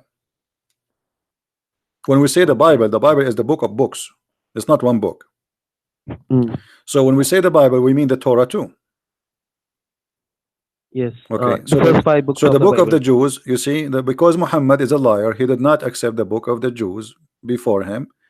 But for us, we accept every word in the book of the Jews, which is the Mm, Torah. For sure, there's other books which is not really, even it's not holy for them, you know. So we accept the books and we call it the Bible. The Bible is a collection of books. mm, mm. Okay, thanks. All right. Anything else? No. All right, my friend. Thank you very much for calling. Take care. Happy for you that you regain your faith again and you became and you accept to Christ to be your Lord. All right. Stay firm. Don't be a fool. All right. Do we have any Muhammadan? Call you? Okay, what is your name? Are you a Muslim? Perisari?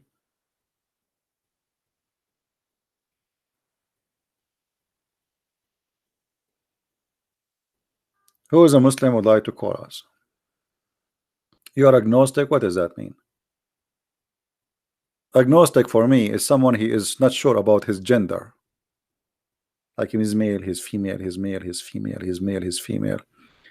He have a mirror in the front of him. He look at the back, he is female. He look in the front, he is a male. Then he look at the back, he is a female. Well, stay who you are. I don't care. Now, do we have a Muslim when I talk to us or not? You are a Muslim? Okay, give me your Skype. I will contact you. Ibrahim Ansari, give me your Skype, guys. How I'm going to call you? Okay, you can I call you? If you are a Muslim, you are welcome. Just give me your Skype. I will call you.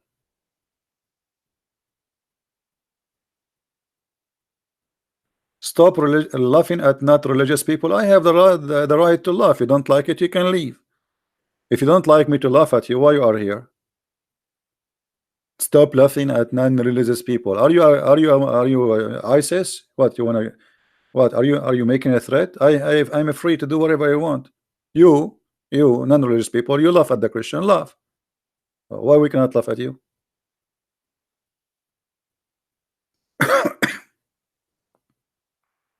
This guy, he keeps saying to me, call me, I'm a Muslim, but he don't give me a Skype ID.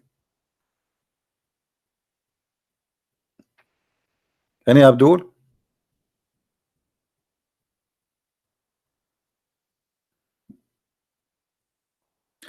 Where I start reading the Bible? Well, the most important is the New Testament. The Old Testament is about the previous history of the Jews. So first you finish the New Testament, and then to learn more about the history of the Jews and the prophets who came before Jesus, that that will take you to the Old Testament. But for sure, the first you learn is the New Testament. Mr. Fadi, he's saying you are laughing at you are making fun of the people who have a weak brain from the foreigners. What about your prophet? Let us see your prophet if he is making fun of the brain. Your prophet, he says this. You are talking about the one who make fun of the brains of people, brainwash people. Okay. Do you agree with your prophet, Fadi? That your God, he will give you a penis, will never go soft or limp? Do you agree with this, Fadi? Do you agree that Allah will import hookers from hell? This is why they are in hell, who have nice breast and nice vagina. Do you agree with that? You are accusing me that I am make and brainwash people, foreign people, right? Okay, what is this? Why did I promise them a penis will never sleep? Explain to me, what is that?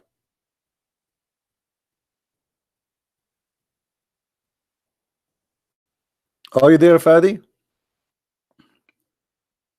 Is that a brainwashing, or this is something good?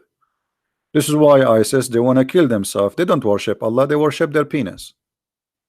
All of them, they want to get this penis.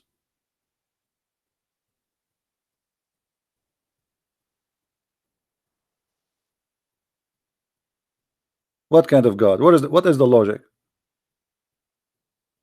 And how you can sleep if your penis is like this? Especially if it's English. And that's mean it's going. I don't want to describe how it's going to be. You know what I'm talking about. You have endless private part and will never sleep. So what you do with it? You put it under your pillow, in your back.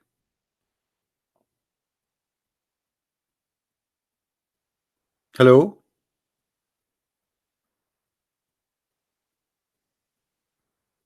Are you there?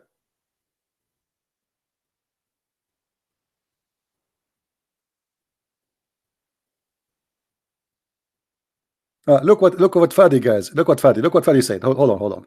Let me show you the comment. I wish Fadi he will comment in English, not in Arabic, so he can laugh with me. But it's okay. We will translate. The one who will laugh at the brain is not the one who say things we will get in heaven. Those things will get in heaven.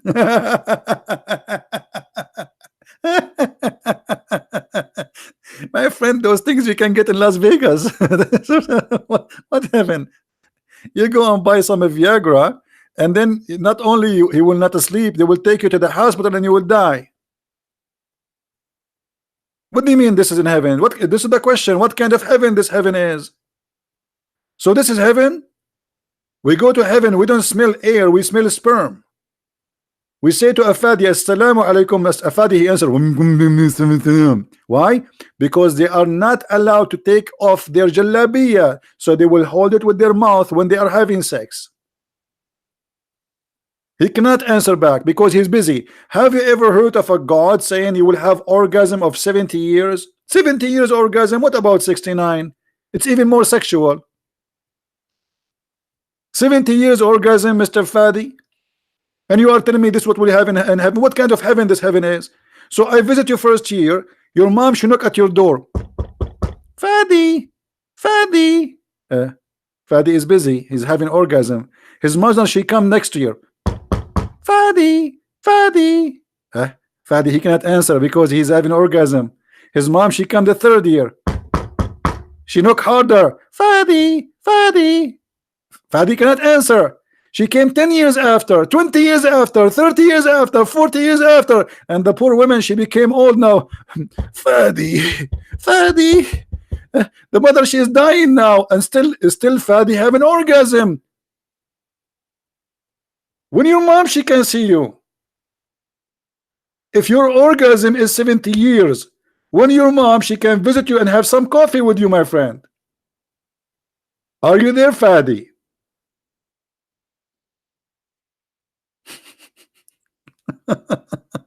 And you are talking about a brainwash?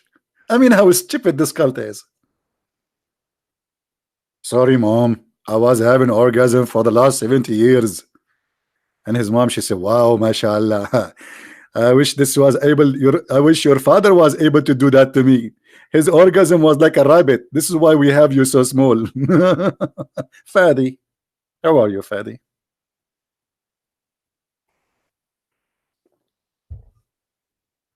This is a religion? What is left for Mickey Mouse? And by the way, do you know, the guys, that Mickey Mouse is wanted in Islam? Do you know that the Muslims, they have a fatwa, which means a holy jihad on Mickey Mouse. They made a fatwa that Mickey Mouse must die.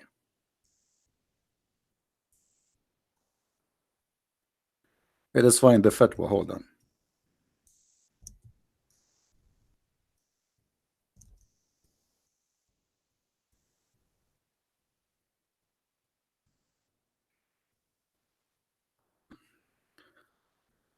I mean, I am really convinced that Islam must be a great religion. Look at this. Mickey Mouse must die. Saudi Arabian cleric. Even Mickey Mouse.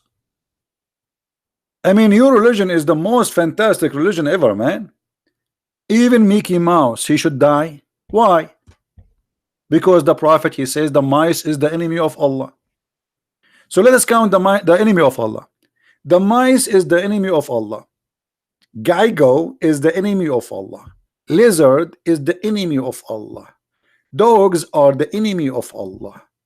Christians are the enemies of Allah. Hindus are the enemies of Allah. I mean, come on.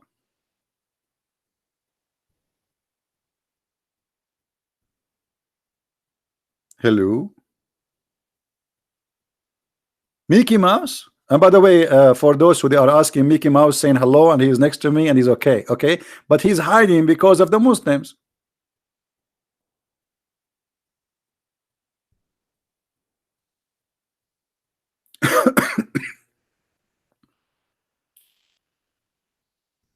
Anyone?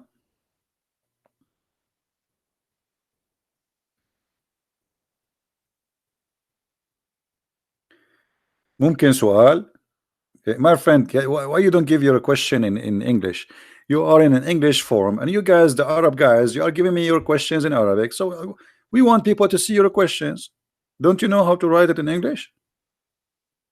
So what the point if you don't speak English? You are here. Why you are here?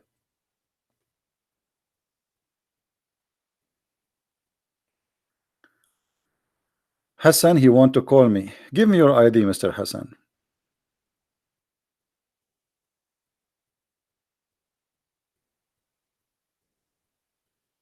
He sent me invitation. Okay, hold on.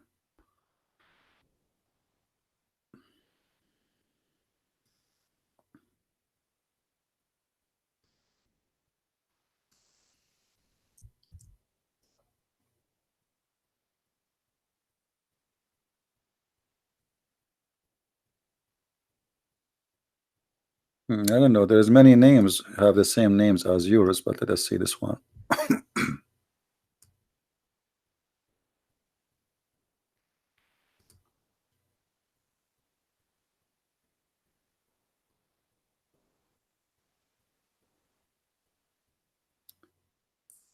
Are you the one end with R or the one end with Ali?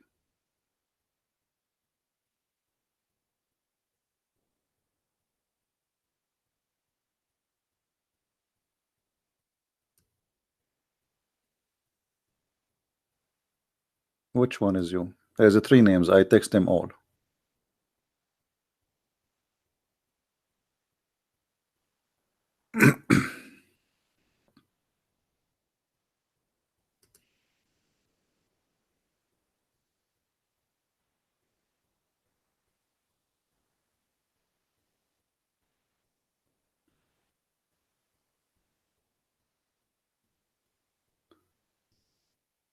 So Hassan, did you get my text or no? Well, I text. There's three names, Hassan Karbala. I texted the three of them, but I received no answer.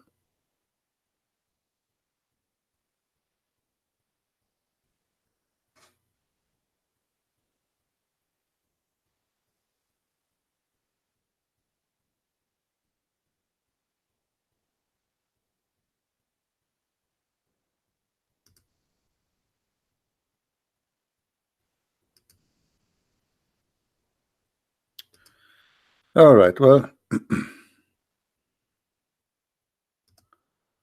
look like Hassan, he cannot text me for some reason.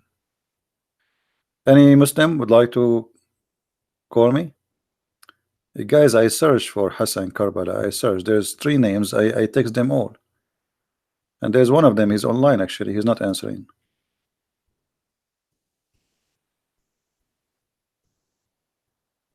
Let us see this one.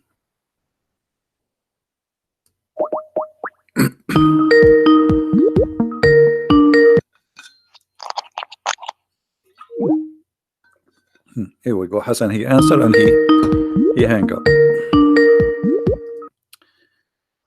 Hello. Hello. Good evening. Good evening, my friend. Hello. How are you? I'm fine. You are live in YouTube. What do you like to say to us? I called you half a year ago. I don't know if you could remember me. So I'm not it's sure. actually the second time. Yeah, it's not a problem. There are many that call you. So All right. So what you want to say All to right. us today? Did you leave Islam when you called me last time?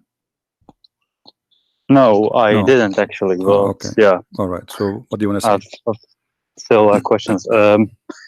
Can you also show from Shia tafsir from those verses that you showed today about? I can't remember well. Like, what did you show today about that you can't eat?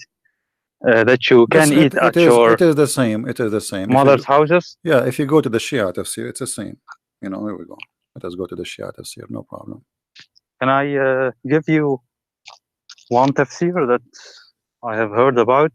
One There's Shia tons, tafsir? no problem. I mean, the Shia tafsir is the same. We go to the Shia, all right, and there's tons of them. Which one you want me to go for? This one called Al-Burhan fi Tafsir al-Quran. Al-Burhan. Let me see if they have it في here.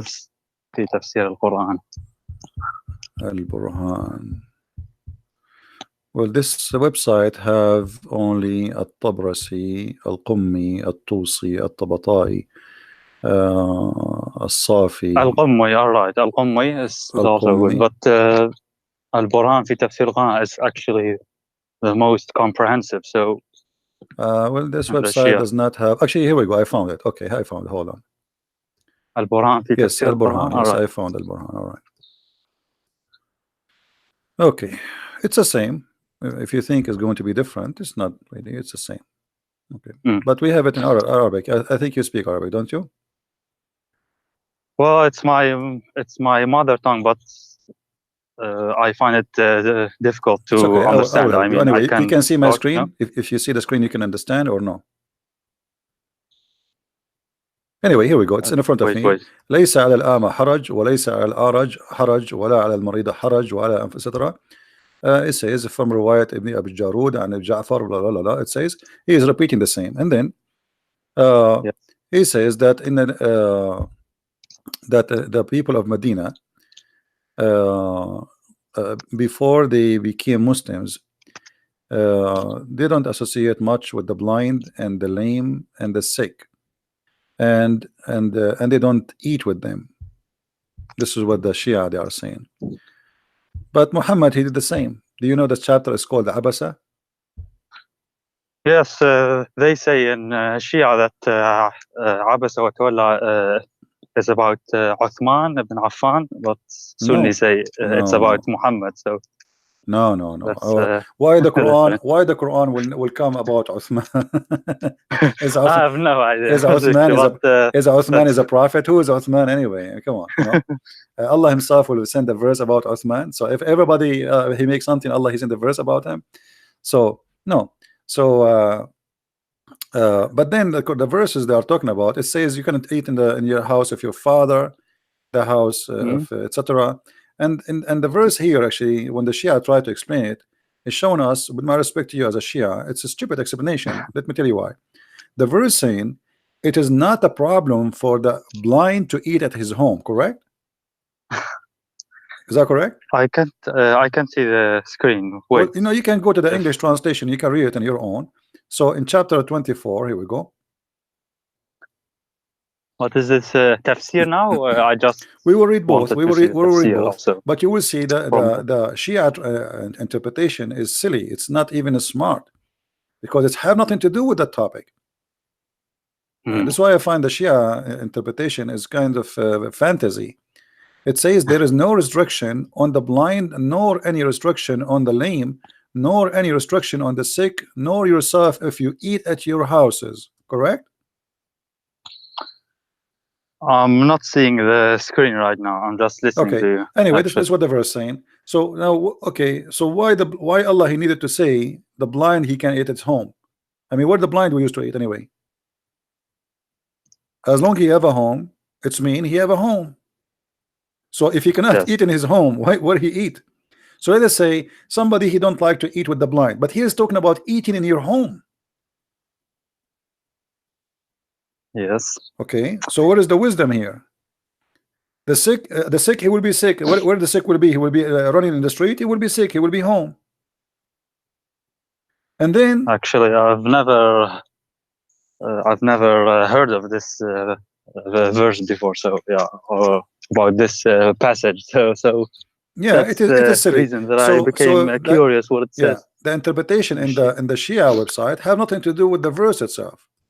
You know, what does it say then? Like, what does the interpretation say? Because it's talking about, you know, if they should eat with the blind or not. But this is not what the verse is saying. The verse saying that if you're blind, you can eat at home. This is how the verses start, correct? Okay. Okay. Yes. Well, so was the blind eating outside before? I mean, in the time of Muhammad, there was a Starbucks. They go and eat there. Where they eat? You know. okay. And then eating in your mother house and your father house and etc. I mean, what is that? So the Shia, and always I notice about the Shia, when they come with interpretation, the Shia, they have Zahir wa Batin. You know what does that mean, right? Yes, I understand that. The outside and the inside. The Shia, they take the inside, right? Here, suddenly they want to take the outside. So they are moody. When they want, they take the outside. When they want, they take the inside. This is why we cannot trust the Shia explanation for anything, because they play games with the meaning. When they want, they make it about something else. It's not mentioned, and when they want, they make it about what is mentioned exactly. However, here the explanation is silly, and it does not give us any answer. And the verse itself is silly anyway. You know. Yeah, I thought that maybe that it was a joke that you was reading that, but then I noticed that it was real, like that is written in the Quran. So, what is your education about your belief as a Shia? Like, did you read? Did you study anything or? Well, I know much. I have much information about the Shia, but I didn't acquire it from reading, but from listening and from my family surroundings. You know, from gatherings. Like, have you ever heard about an angel? His name is Futros. Yes, that's the story, right? Do you like Imam al-Hussein? Yeah. Do you like to tell the people about Futros? The story about Futros. Do you like to tell it? As long as you know it. Who is Futros? I forgot actually. It was about an angel that God punished him, and he disobeyed Allah. His name is Futros, and then he asked Allah. Allah said to him, either I punish you now or in the judgment day. Correct? Yes. And then Futros, he said, no, punish me now. So Allah broke his wings and he put him in Hulunulu, in one of the islands in the middle of nowhere. And then one day Futros, he was in his island, which is the Allah, he isolated him in, like it's like a jail. And then he heard a noise in the sky, and he saw a very huge number of angels. And Futros, he screamed, he says, who is this? What's happening? Jibril answered, and he said, I am Jibril. He said, what's happening? He said, today a great thing happened. The prophet, he have a grandson. His name is Al-Hussein. And then Futros, he said to Jibril, can you ask Allah, please burden, so I can go and visit the grandson of the prophet, and I can wave my wings over him. I mean, the Shia, they have a huge section of fantasy, you know. And as an example, the Shia, they believe, and you are a Shia, that they believe that Muhammad and his family, they are made of nur, right? Made of light. Right. Yes. Okay. Yes. So when Fatima, she married from Ali, what the Shia they say? What do you mean? Like, because they say they are nur, they are light. So Ali is light, Fatima is light, right? They are made from light. Muhammad is light, Ali is light, Hassan is light. So when Ali, he married from Fatima, what happened? He just married her, like, No, they say that the light married from the light. تزوج النور من النور.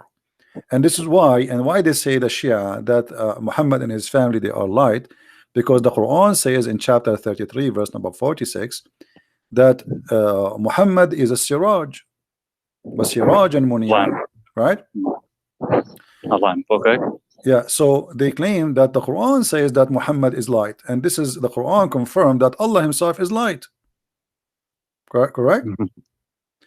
So okay, but Muhammad, and here we notice a second ago I told you that the Shia, the funny about them, when they want they take the inside meaning, when they want they take the outside meaning. Correct?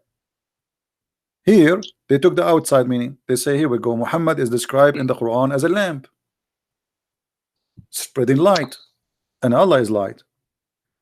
And from that they say that Muhammad and his family, Ali, and I don't know why Ali became light too, because yes, Ali is the cousin. But if this is the case, it means all the cousin of Muhammad must be light too, correct? Why only Ali? Yeah, it's yeah, they say the 14 infallibles, like Muhammad, the three musketeers, Fatima, and the 12 imams, like Ali. Yeah, but you know, Hassan, no, you Hussein, see, and, no, but you see here you see the hypocrisy here. Ali is a cousin of Muhammad, correct? Okay, but Muhammad, he had many cousins. So why only from Muhammad and Ali and down we go with their childrens after that? And why we don't count the cousin of Muhammad, the other cousins? You understand me? Yes. Why only Ali? From all the cousins, he is light. I don't know, actually. Yeah. They say, yeah, like God created them first before everything. Like, yeah, they were belief, they were stars in the forehead of Allah.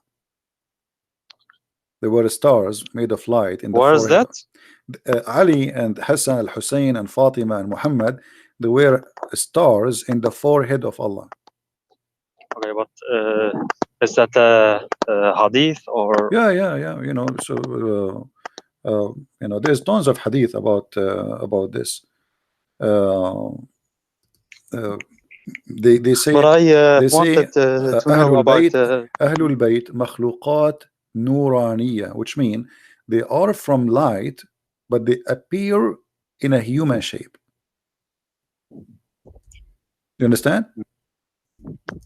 So they have an appearance of a human being, but in fact they are not.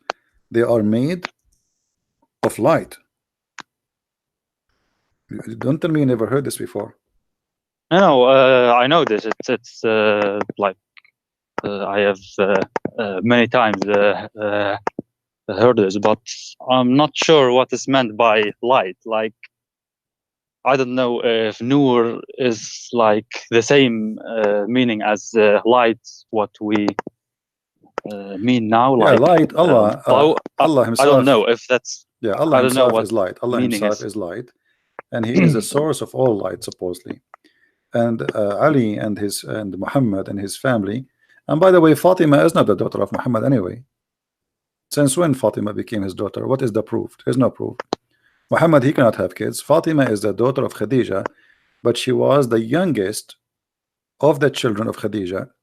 So she was calling Muhammad because she is the youngest father. You know what I mean? Muhammad, he married Khadija. She have many husbands before him. She have children who they are in the age of Muhammad almost. So this is why we don't notice Muslims talking about the children and the male children of Khadija. They always mention female children. And the one they mention, especially the Shia, Fatima, why they claim that Fatima is the only one which Muhammad he have from Khadija. But Muhammad is a man, he cannot have children, and this is proven. He have all the wives after. He never been able to have any child from anyone. And Khadija, she was a lot older than Muhammad, so how Khadija she can give a baby? Khadija was 40 when he married her. He was 25. Right? According to them, more than 45. What 40? And she have two husbands. And same time, it's not the fault of Khadija, because already Khadija, obviously, she have kids. But Khadija, she was old, and Muhammad, he cannot have kids. Muhammad, he married women after women after women after women, and then one day Mary the Copt, she got pregnant, and the Muhammad, he thought this is from because he was sleeping with her, but the fact it was not. Even Aisha, she told him, he don't even look like you. So Muhammad, he cannot. Even the Quran says that people, they used to him that they used to say to him, you are the abtar. You know what abtar, right? مقطوع means like cut. You are cut. You are cut off. They are making fun of his private part. You cannot have babies, you know. So you are not man enough. Why? Because you cannot have children, you know. The abtar, I looked it up. Has different meanings. Like abtar means مقطوع الذنب, like without a tail. Yeah, it's about penis, but a man, he don't have a tail, do he? But another meaning is like بقي زواجهم abtar, like their marriage was without any kids. Yeah, you can use this word in many ways, but here obviously talking about him, he cannot have babies. It's obvious. So this is about Lisan al-Arab. I saw that abtar also could mean like someone doesn't have male children, like no problem, only females, and then this is his surname will it's actually stupid maybe, but so maybe but look at this I verse. don't know. Regardless of the meaning, it's about him not having children. Look at the verse. Allah, he answered Muhammad, he says, the guy, he's saying to Muhammad, you are abtar, and Allah, he says to him, we give you a fountain. What does this have to do with this? What do you think? Like there's a guy, this is a chapter 108, Al-Kawthar. A guy, he says to you, you are abtar, and then you answer him, says, I have a fountain. What is this? A river, or Fatima, the daughter of Muhammad. That's in the Al-Kawthar. tafsir. Al-Kawthar, the Shia, see here we go. The Shia now, they give it, Al-Kawthar suddenly became Fatima. Why didn't say Fatima? So Al-Kawthar, supposedly, according to the Muslim Sunni interpretation, it's a river in the heaven, and this river, its water is whiter than milk, and it's sweet. All right, and I believe that Al-Kawthar is a river of sperm, because what the connection between this and this? Think about it. The guy accusing Muhammad that he is not man enough to have babies, correct? He's trying to insult him. I'm not 100% sure, because abtar seems ambiguous, and I don't know, like okay, I will go with you. You said cut off you said he don't have private part, but okay, can you, like, is there a dictionary or a tafsir or any use for that? السيف البتار. What is السيف البتار? The cutting sword, sharp, the one who cut anything. Okay, so this is abtar. It's a past tense, so it's cut off, as simple as that. All right, so after is about cut off. The guy is making fun of him. He's saying to him, you don't have a penis. As simple as that. Yeah. Okay, like in the street today, if somebody is rude, he said to a person, you are not man enough, you cannot have sex. All right, and actually there is a reason for that. I don't know if you know the hadith where Muhammad, he says, I was the most weak person between all mankind in sex, and then I invoke Allah, and he sent me a dish of al-kufayt, which is kebab, and I ate it, and I get the power of 40 men. You know the hadith? Which book is that? We can find it in many books. This is all over, you know. So he invoked, and even Fatima, she ate from that. I don't know what happened to her after she ate that kafta. So let me find some reference for you. Al-Kafi or Bihar al-Anwar. Let me see if I can find it in the Shia.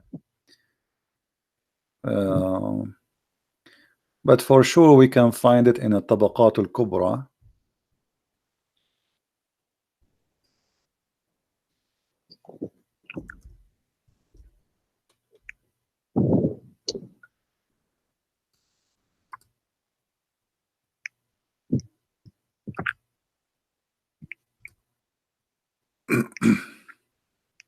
But have you Alright. studied the Shia books? Sure, we like study everything. all of You know, them?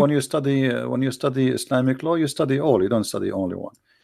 So, okay. ذكر ما أعطي رسول الله من القوة على الجماع, mentioning the power the Prophet was given into sexual intercourse. It says here, the Prophet said صلى الله عليه وسلم كنت من أقل الناس في الجماع حتى أنزل الله علي الكفيت فما أريده من ساعة إلا وجدته وهو قدر فيها لحم أخبرنا محمد etc etc etc. And here he says, and I will translate for you guys, you give me a minute. لقيني جبريل بقدر فأكلت منها وأعطيت الكفيت قوة 40 رجل في الجماع. Translation: Muhammad saying, I was the most weak person between all mankind in sex, and then I invoke Allah, and Allah he sent me a dish of al-kufayt, like shish kebab, kufta, you know, and I ate it and I got the power of 40 men. Allah he sent it to me with Jibreel. Every time, every hour I needed, Allah he sent it to me. Okay, and after he ate it, he got the power of 40 men. And here they are saying that Muhammad he used to have sex with 9 wives in one night. Okay, and, this is and here which book? Here, what's your name, by the way? You can call me Hassan. Hassan, no problem. So Hassan, here you can tell why somebody want to exaggerate about his sexual power unless he's trying to cover up something. You know what I mean? I mean, why you are telling people, why Muhammad is saying, I was the most weak person between mankind in sex. So obviously he has a problem, correct? But yet he claimed that after he prayed to Allah, he sent him this dish of kebab and he ate it, and since he ate it, he got the power of 40 men. But his wife Aisha, as usual, she got him busted. Aisha, she says that the Prophet he used to imagine himself having sex, but in fact he was not. Because Muhammad, when he start exaggerating about his sexual power, women they talk, and the women they ask Muhammad, wives, how was it yesterday? We heard that he did boing boing to all of you in one night. Look what Aisha she was saying to them. The Prophet continued for such and such a period, imagining that he had sexual intercourse with his wives, but in fact he did not. Do you see it? Yeah, but this is Bukhari, and yeah, but it doesn't matter. You know, we have to connect. You see, for me, I don't care if it's Bukhari, Sahih Shia or Sahih Muslim Sunni. It doesn't matter. All is garbage for me, with my respect to you. But at the end of the day, there's no smoke without fire, as they say, correct? Is that correct? Why Aisha she is saying that there's no smoke if there's no fire, correct? So this smoke is coming from where? Why Aisha is saying such a thing? Aisha she is confirming here for us that Muhammad he have a sexual problem. He imagined himself having sex. So she is saying that the reason he was bewitched, a black magic, but we know that the black magic does not exist. So what was the real reason? Obviously Muhammad he go outside in the street and he claimed that he is a hero. Yesterday he have sex with all of them, and then when the women they speak to the women, they say he did not even touch us yesterday. What are you talking about? So now how they can cover the lies of the Prophet? They claim that he was under black magic to the point he think or he thought he's having sex, but in fact he did not.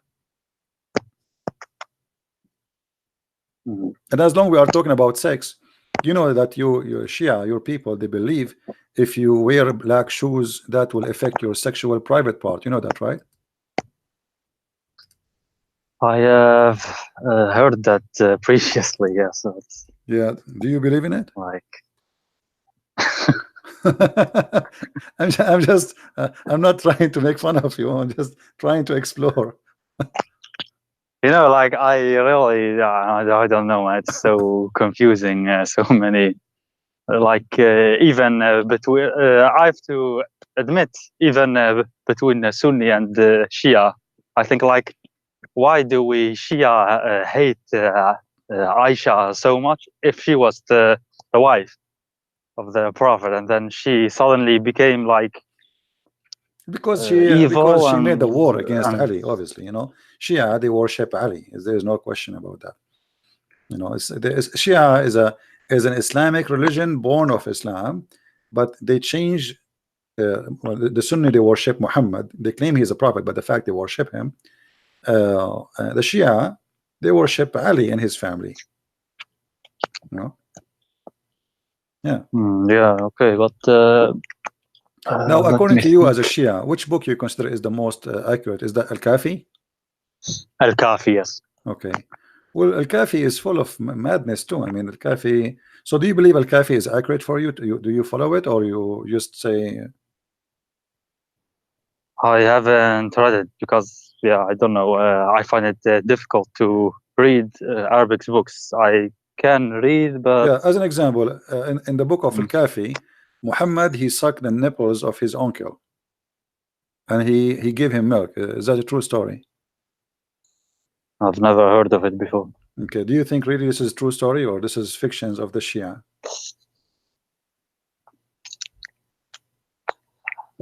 If I think it's fiction from Shia, Yeah. Same time, like same for Al-Hassan. Al-Hassan, he used to suck. He used to feed from the finger of the Prophet. Let me try to find the hadith. Hold on. Al-Hassan, sorry, Al-Hussein, not Al-Hassan.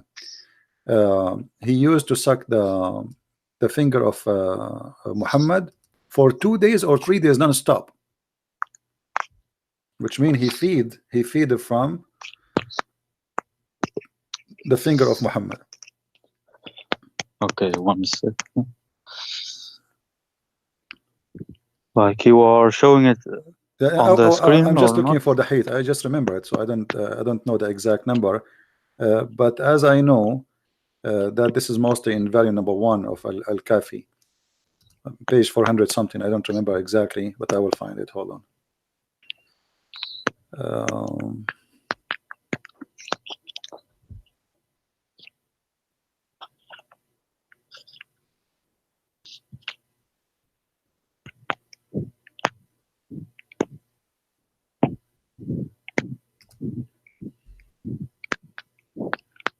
I'm just trying to find an official website.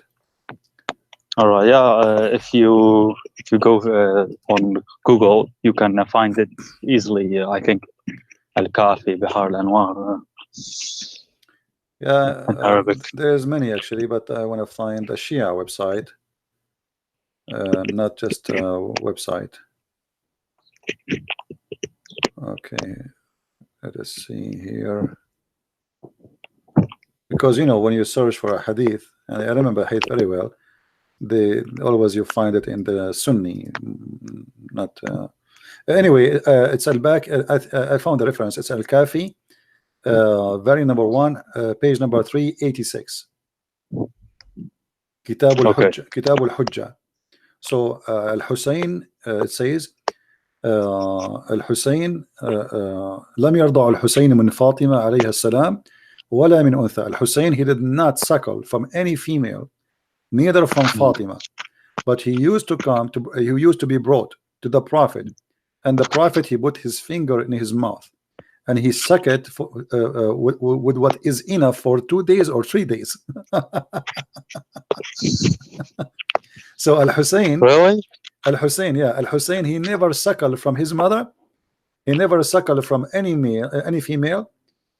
He suckled only from the Prophet finger, and each time he suckled from the finger of the Prophet, he suckled for he get what is enough for 2 days or 3 days. What is meant, like suck? Like, He suckled his sucked his finger. Finger. The Prophet, he put his finger in his mouth, you know, and then Al-Hussein, he suckled it, and then that will be enough supposedly for 2 or 3 days as food. All right. Yeah, actually, I think I found it. I can. You can search it anyway. You can search Search it. for it afterwards. I can look it up. Yeah. Anyway, there's the Shia. They are not better than the Sunni. So, like, let me ask you, Hassan. So, what do you think now? Like, I mean, I don't know. Are you still a Muslim or what are you? I find it really confusing. I have to be honest with you. You know, it's yeah. So, But I don't know. There's actually not one single religion of which I'm really convinced. You know. let us Like, focus okay, right these now. are. Let us focus now in what you have as a Shia. So, you want to stay as a Muslim Shia, or you decide to leave? You know, yeah, these things that you show, okay, they are true. Like, I can't deny them, and okay, they are strange. But at the same time, there are other things. I don't know that uh, keeps me to the belief, maybe, or Like what? like, yeah, we are brought up with love for Al Hussein, This is, especially him. you know, it's people you do not know them, and you know, and you grow up. You know, if you repeat, "I love somebody," you believe a lie.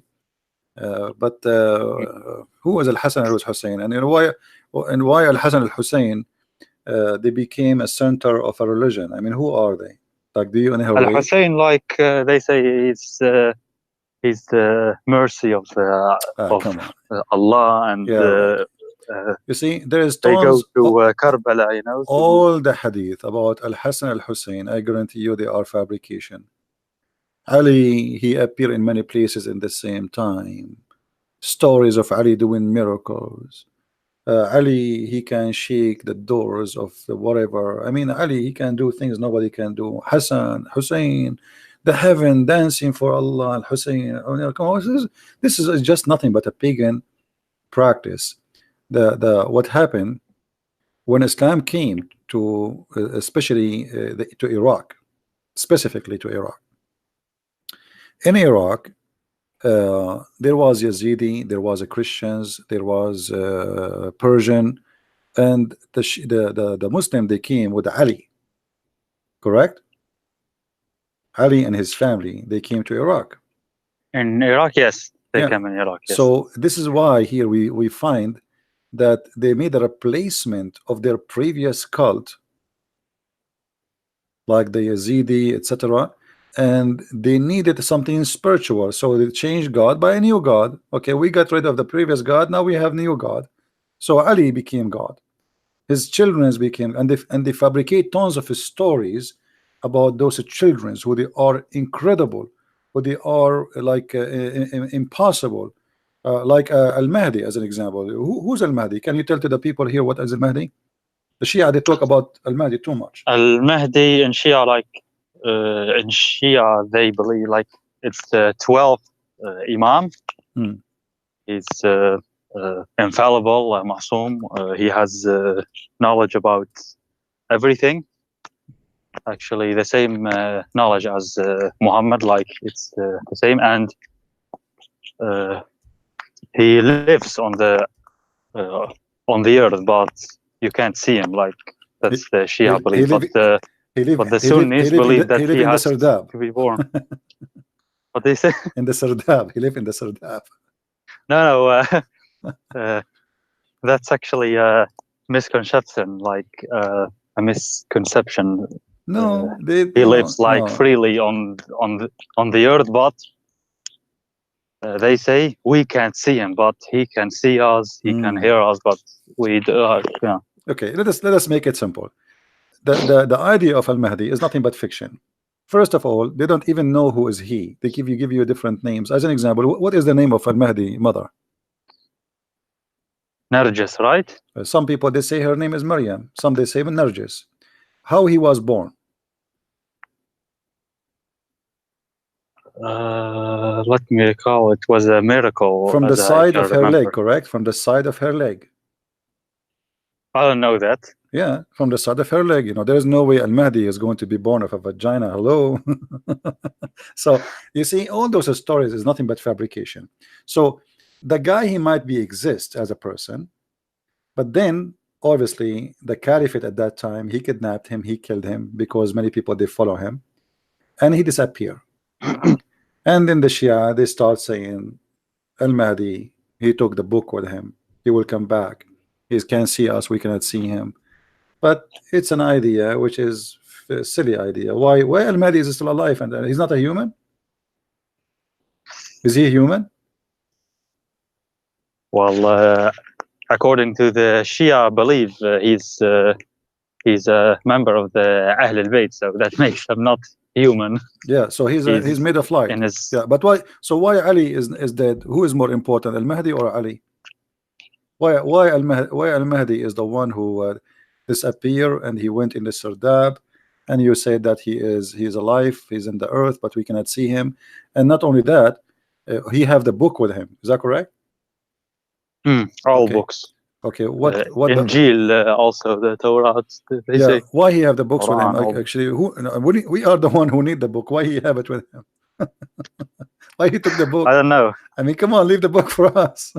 So according to them, the Quran. I heard that he will give it to Jesus, because Jesus in Shia Islam he will. And why also he need to give it to Jesus? return. Jesus do not need the book. We need it.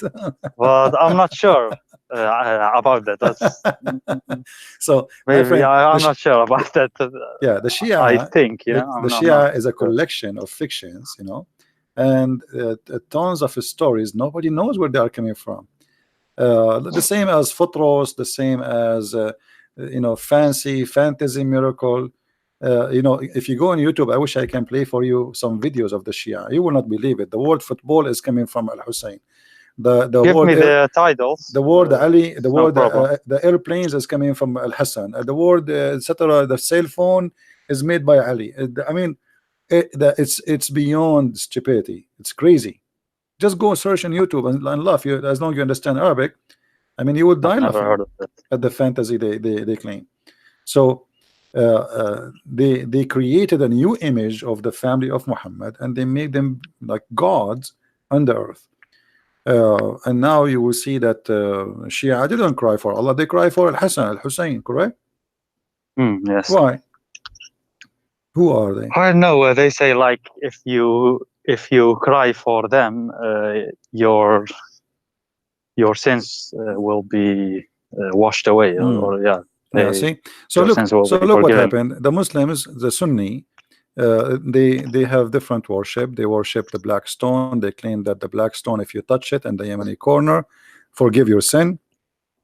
Muhammad, he told them, if you say the name of Allah 33 times, Alhamdulillah 33 times, etc., Allah will forgive your sin. I mean, each one of them, he have his own stories for forgiving sin, but both of them the stories doesn't make sense, and it's silly. But the thing is, Sunnis say about us that Shia commit shirk, but they themselves commit shirk too, like kissing the black stone. And Muhammad, like you showed. You see the Shahada itself. So they are actually hypocrites. Both of you commit shirk, because both of you say Shahada. Shahada, the Shahada itself is shirk. You associate the name of a man with the name of a God, correct? I mean, why in order to say Shahada, I have to say the name of Muhammad? Now, in the case of the Shahada of the Shia, they added the name of Ali. Yes. Correct? So now the Sunni, they added the name of Muhammad. The Shia, they added the name of Ali, and etc. Blah blah blah blah. I mean, the Shahada of the Shia is long, and even to the point became now you have to curse Abu Bakr. Yeah, okay, that's true. It's a cursing party. Actually, you have like a shortened version. Ashhadu an la ilaha illallah, Muhammadan Rasulullah, Aliyun Waliyullah. Like that's yeah, but then you have simplest form, and then you have to start cursing. No. Also. أشهد أن عليا وأولاده المعصومين حجج الله, like that too, and cursing. Oh yeah, that's true. I mean, what kind of what this religion? I mean, you have to curse. It's a madness. And if you like, you see, I wish all people they understand Arabic. If you understand Arabic, you will die laughing from the comedy between the Shia and the Sunni. If you watch, there's a guy. His name is Yasser Al Habib. You know him? Yeah, sure. This guy is so good. But he's crazy. I don't know. I don't know. No, he's not crazy. No, he's not crazy. He's not. The crazy is Islam. It's not him. It's not him, my friend. let me tell you. You see, if you go to Yasser Al Habib, he says that in the video that Hafsa and Aisha they killed the Prophet, correct? Aisha, right? Not Hafsa. Aisha and Hafsa, yes, both of them. They are even the Quran. You know, because the Shia, what the Shia they say? They say the Shia, the Quran says that sagat aymanahum. Do you know what does that mean? Aymanahum is like the right side, but the first aymanahum is their heart. So their heart decline Allah. They become kuffar. All right. So the Quran confirm that Hafsa and Aisha both they became kuffar in the sight of Allah, to the point he made a threat that he will wage war in them, and he will send Allah and Jibreel and the believers and every angel in this earth to fight against the women. I mean, here this verse alone, Hassan, should be enough for you to leave Islam. A guy that's in the Quran, okay, but what does the Shia tafsir say? It's the same, but it's more aggressive against Aisha. It's all about Aisha. She is ugly, she is evil, she is blah blah blah. You know the story. But here, the story here, regardless of Shia or Sunni, if two women they have a problem with their husband, what kind of a man he need the following support against those two women? I don't know if you can see the screen. Wait a minute. If ye two turn in repentance to him, your heart are indeed inclined. But if you back up each other against him, which means Muhammad, truly Allah is his protector, and Jibreel, and every righteous among those who believe, and furthermore the angels will back him up. I mean, if you hear this, you will think that this is a war will happen between the Soviet Union and the Muslims, between America and all the Muslims. Like somebody have nukes, you know what I mean? I mean, you need Allah and Jibreel and every righteous and all the angels to support you against two women. They are 5 foot tall, and they are your wives. You know what I mean? Yeah, it's for me it's confusing. Like why are they his wives? Like Aisha and Hafsa, and both are like so much hated in Shia Islam. Like yeah, sometimes I think like why did God choose that? Like, and not only that, actually, you know, I don't know how much you know about the Quran, but the Quran based on this. You know, if Aisha and Hafsa they are bad, isn't it the Quran says wal khabithatu lil khabithin? You know what does that mean? You know what al khabithat means? I know what that means, yes. Okay, like can you translate? Evil or okay, yeah, the evil so for the evil. If both are evil, and the Quran says that Allah make the evil women marry evil men, so how Muhammad marry them? Unless he is evil too. I guess Shia say this is an exception, like for what exception? Muhammad That's and it. Ahlul Bayt. No. It says, you know, like the translation of the Muslims is very funny. The al-khabithat, the filthy bad ones for the bad ones, which means there's no exception. Doesn't say. Do you see in the verse any exception? Doesn't say any exception. That's it. The bad ones will marry the bad ones. So Allah will make it. It's like a destiny. So Allah will make the bad women marry a bad man, because this is what they deserve. Then we find that Aisha and Hafsa, both of them, they are khabithat. So how this is work? This is why we say the Quran is a joke. You know, bad women they marry bad men. It's a destiny.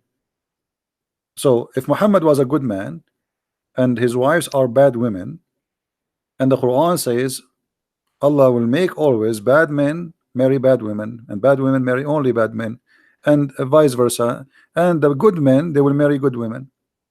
So was Aisha and Hafsa bad or good?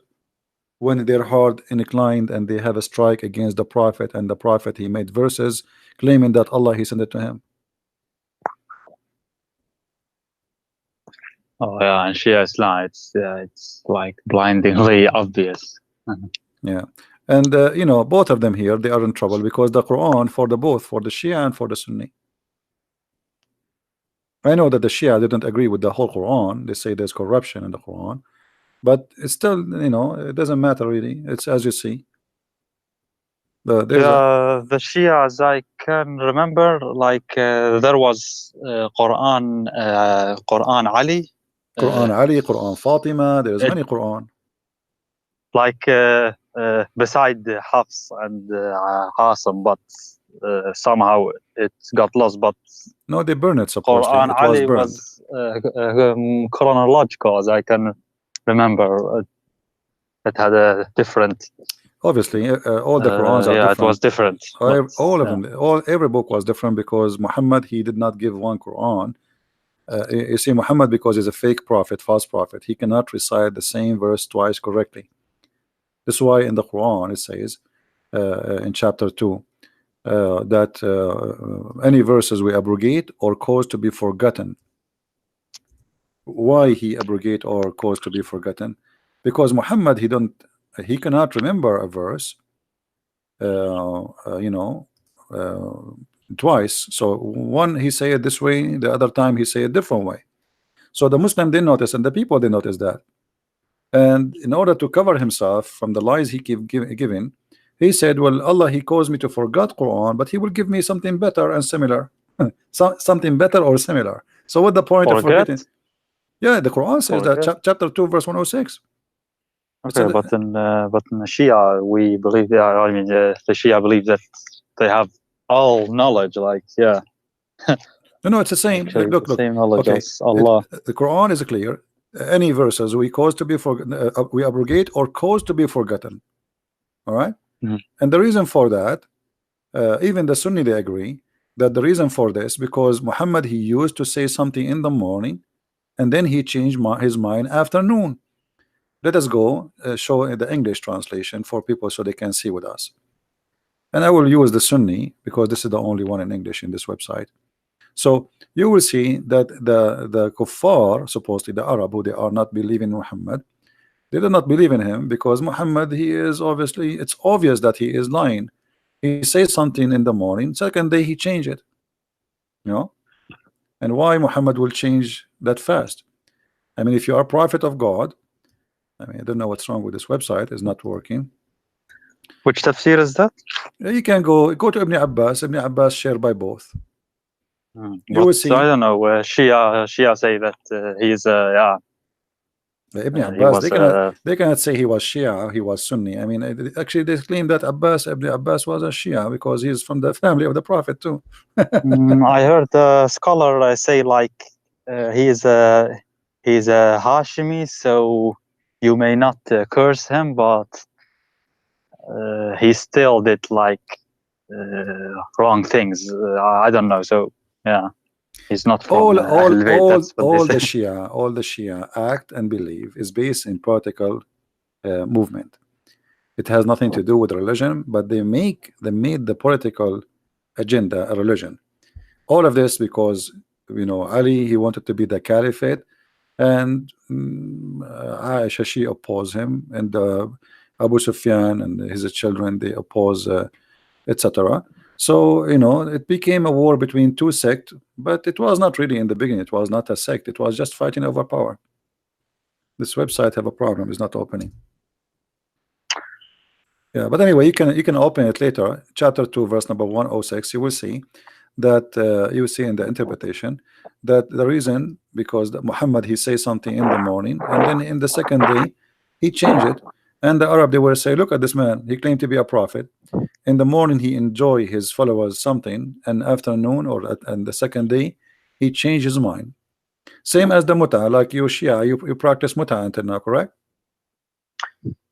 It is allowed, but I haven't seen any Shia that actually Oh, come on, the Shia, they practice likes it it. widely. They practice it widely in Lebanon. I mean, if you like ask someone like, can I? Yeah, I mean, there are stories about sheikhs that they say like, yeah, you can do mut'a, and then someone asks him, so can I do with your daughter mut'a? And then he becomes angry. So because he's a hypocrite. that's I know many of those Yeah, you can stories. do muta, but not with So my I daughter. mean, but so I isn't mean, isn't it the same? Isn't it the same with the Muhammad? Muhammad, he allow everybody to marry more than one, right? When Ali yes, he wanted to marry additional women over Fatima, Muhammad was very upset. You remember? really? Oh yeah, I don't know. because he's a hypocrite. So Where's that? every man, you can search it. Maybe like because we will go soon. Maybe you can call me tomorrow. Okay. Muhammad, he have no problem. He himself, he have 13 wives. Ali, he wanted to marry additional women beside Fatima. Muhammad, he got so upset. Not for my daughter. That's what he said to me. Not for my daughter. And here you notice the hypocrisy. Suddenly, all the teaching he taught, it's gone. You know, he taught the Muslim men, it is your right to have an additional wife. But when Ali, when I marry additional wife, suddenly Muhammad, he don't agree, and that because he's a hypocrite man. Maybe tomorrow, if we go on live on air, you can call me, and we can talk about this topic. Anyway, All right, Hassan, that's good. it's time for me to go. I can't stay longer. Thank you for calling. It was nice talking to you. Feel free to call us Thank you. always. But let me ask you finally, after All the right. end of this conversation, you still want to be Shia? You still want to be a Muslim? Be honest with me. I mean, you are laughing. You know, I can tell you are laughing. You are not a believer, like- really. I mean, what is like left? there are some ahadith. I find it strange. For example, like Muhammad says that whoever doesn't eat meat or doesn't like meat and perfume, he is not from me, or such. Yeah, and nukah. I don't know. And sex too. So I think, like, why? For example, meat. Okay, you can like it. You can't like it. Like, What does this have to it's do a with choice. God anyway? What does this have to do with Perfume. God? No, what does this have to do with God? What does this have to do with being bad and good? It's silly, right? But the thing, I don't know, man. It's so like, it's scary, the picture about hell and everything. You The see, punishment, like they say, if trust you me, leave Islam, then you will. trust me. I'm a believer too, and I believe in hell and heaven too. But it is the hell I see is being a Muslim. I mean, the heaven Muhammad he promised you is nothing but a satanic heaven. What kind of God? What is religion? You know, I will go to heaven and right away I'm holding my penis, and women, they are taking off their clothes and their legs is up. I mean, isn't it obvious this is satanic? What's Satan? If you believe in Satan, if you believe in evil, then you should know that it is Satan who tried to seduce us and tempt us by having many partners and sex with everybody and party. So it's obvious. I mean, this is not heaven. Even God, when he created Adam, he created one Eve, correct? Yes. Okay, so if God can make Adam happy with one Eve, why he need to make hundreds of Eves for me in the heaven when I come back, and tens of thousands of little children? Shia too, or only both? Sunni? No, Like no, in Shia and heaven? Sunni. No, both Shia and Sunni, they believe in the virgins. Yeah, Oh yeah, oh yeah, both of them they believe, and but their numbers is different, but it's still the same. And the Shia heaven is more fantasy, more crazy actually from the Sunni.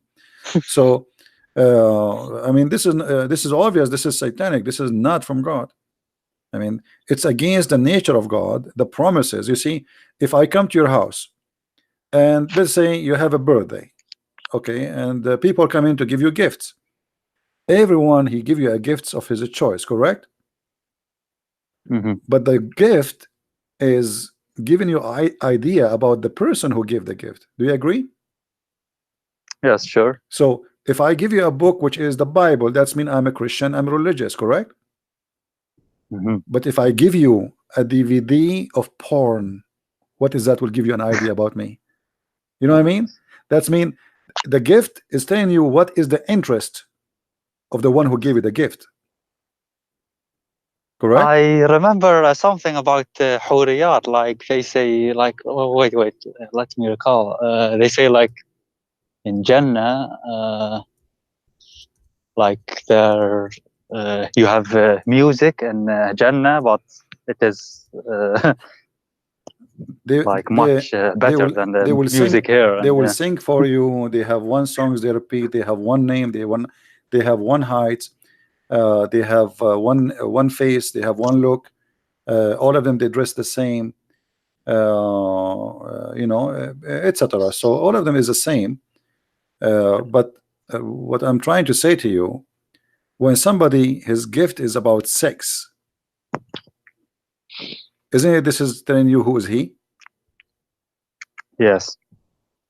The holy God, his gift to you is sex. Why? He think you're a dog? He think you are what? I mean, what is that? So sex is exist, and it is God gift to us for the reasons of to reproduce. God, he made Adam and Eve so they can be a couple, they can have a family, and the joy of sex was as a let us say as an attraction for the men and the women to live together and to reproduce. But in the heaven there's no reproduction according to Islam. So what the purpose of this? Where can I find this about the Shia, like the heaven and how it looks like, and these details that you mentioned? Like, I want to know in Shia Islam, like Al-Kafi or well, Bahar Anwar, what there is actually many source for the Hurriyat, but both the Shia and the Sunni, they believe in that. And maybe tomorrow, if you call me tomorrow, we can go and we can discuss more, because I'm really interested to see you leaving this cult, because I can tell now you are not making decision. But and I don't know really why you are not making decision yet.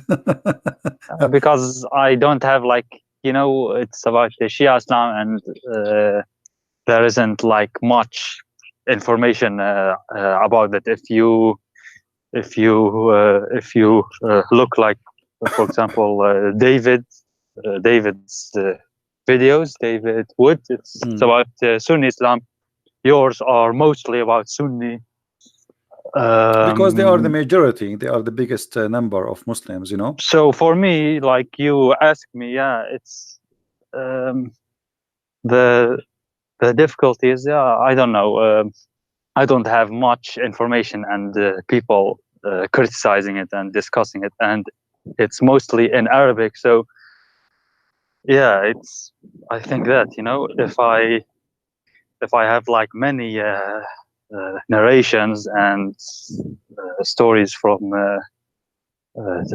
tafsir shown from Shia Islam, then okay, I can have the time and then think about it, you know. All right, but you know, you yourself, you know that the Shia and the Sunni, maybe they are different in the branches, but at the end, all of them, they have the same ending.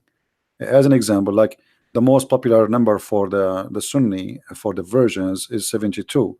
For the Shia is 800. So it doesn't matter really if it's 72 or 800. It's the same. You know what I mean? No, I've actually never heard about the numbers or anything in Shia Islam. I'm just being honest with you. I mean, well, in the mosques, let me see if I can find. Let me see if I can find this hadith about about the 800 versions. The 800 versions are not the number of the versions. I mean, the number of the women you will get. This is the versions, and I think there's 1,000 other additional women. So 800 versions. Let me see if I can find the reference. Hold on. What you said about the Shia, like they are the minority, but yeah, they are still 10% to 20%. Like you can't measure it exactly, but they are actually more than 100 million. So they are still many. You know? Yeah. But the reason than the 100 million. most who come to debate Iraq, me, Iran, the most who I face to debate us is the Sunni, is not really Shia. I wouldn't see them. Okay, I found the reference. Hold on. This is a Shia website. I don't know if you can see my screen. Wait, okay, hold on. You see the screen? 1 second. Yes, I'm looking at the screen. Yes. Nur al-Thaqalain. You see it? Nur al-Thaqalain. Let me highlight it for you. المكتبة المقروءة. تفسير نور الثقلين. تفسير نور الثقلين. All right. This is Shia. All right. Now we go down. Let us see what the Shia says about the versions. Here it says في تفسير علي بن إبراهيم حدثني أتدرى بلا بلا بلا بلا بلا بلا بلا عن عبد الله عليه السلام أنه قال المؤمن يزوج 800 عذراء و1000 ثيب وزوجتين من الحور العين. قلت جعلت فداك 800 عذراء؟ قال نعم وما يفترش منهن شيء إلا وجدها كذلك. Okay, so how many versions you as a Shia? You get 800 versions, and 1,000 women, they are not virgin. That's mean 1,800, and 2 women, they are from the Hur. So what the total? The total is 1,802 women total. Do you see it? Yeah, I see it. Yes, I'm looking. And then here, if you go down, it says the same as the Sunni, but the number is different. It says that each time those Hawra, each time you have sex with her, she turn virgin again.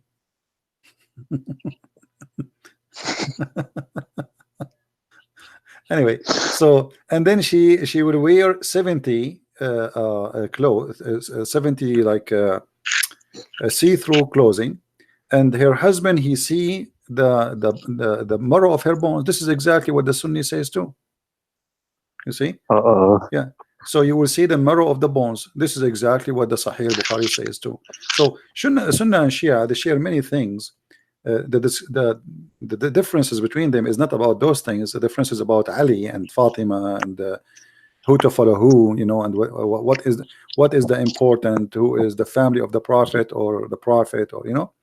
So if you go in details, they are really very close in those things, which is crazy. So I'm happy for you. You will have 1,802 women in the heaven. I mean, what do you want more? Just remember us, like you know, maybe you can send me 5 or 10 when you go there. I want just calmness, you know. I'm just so confused right now.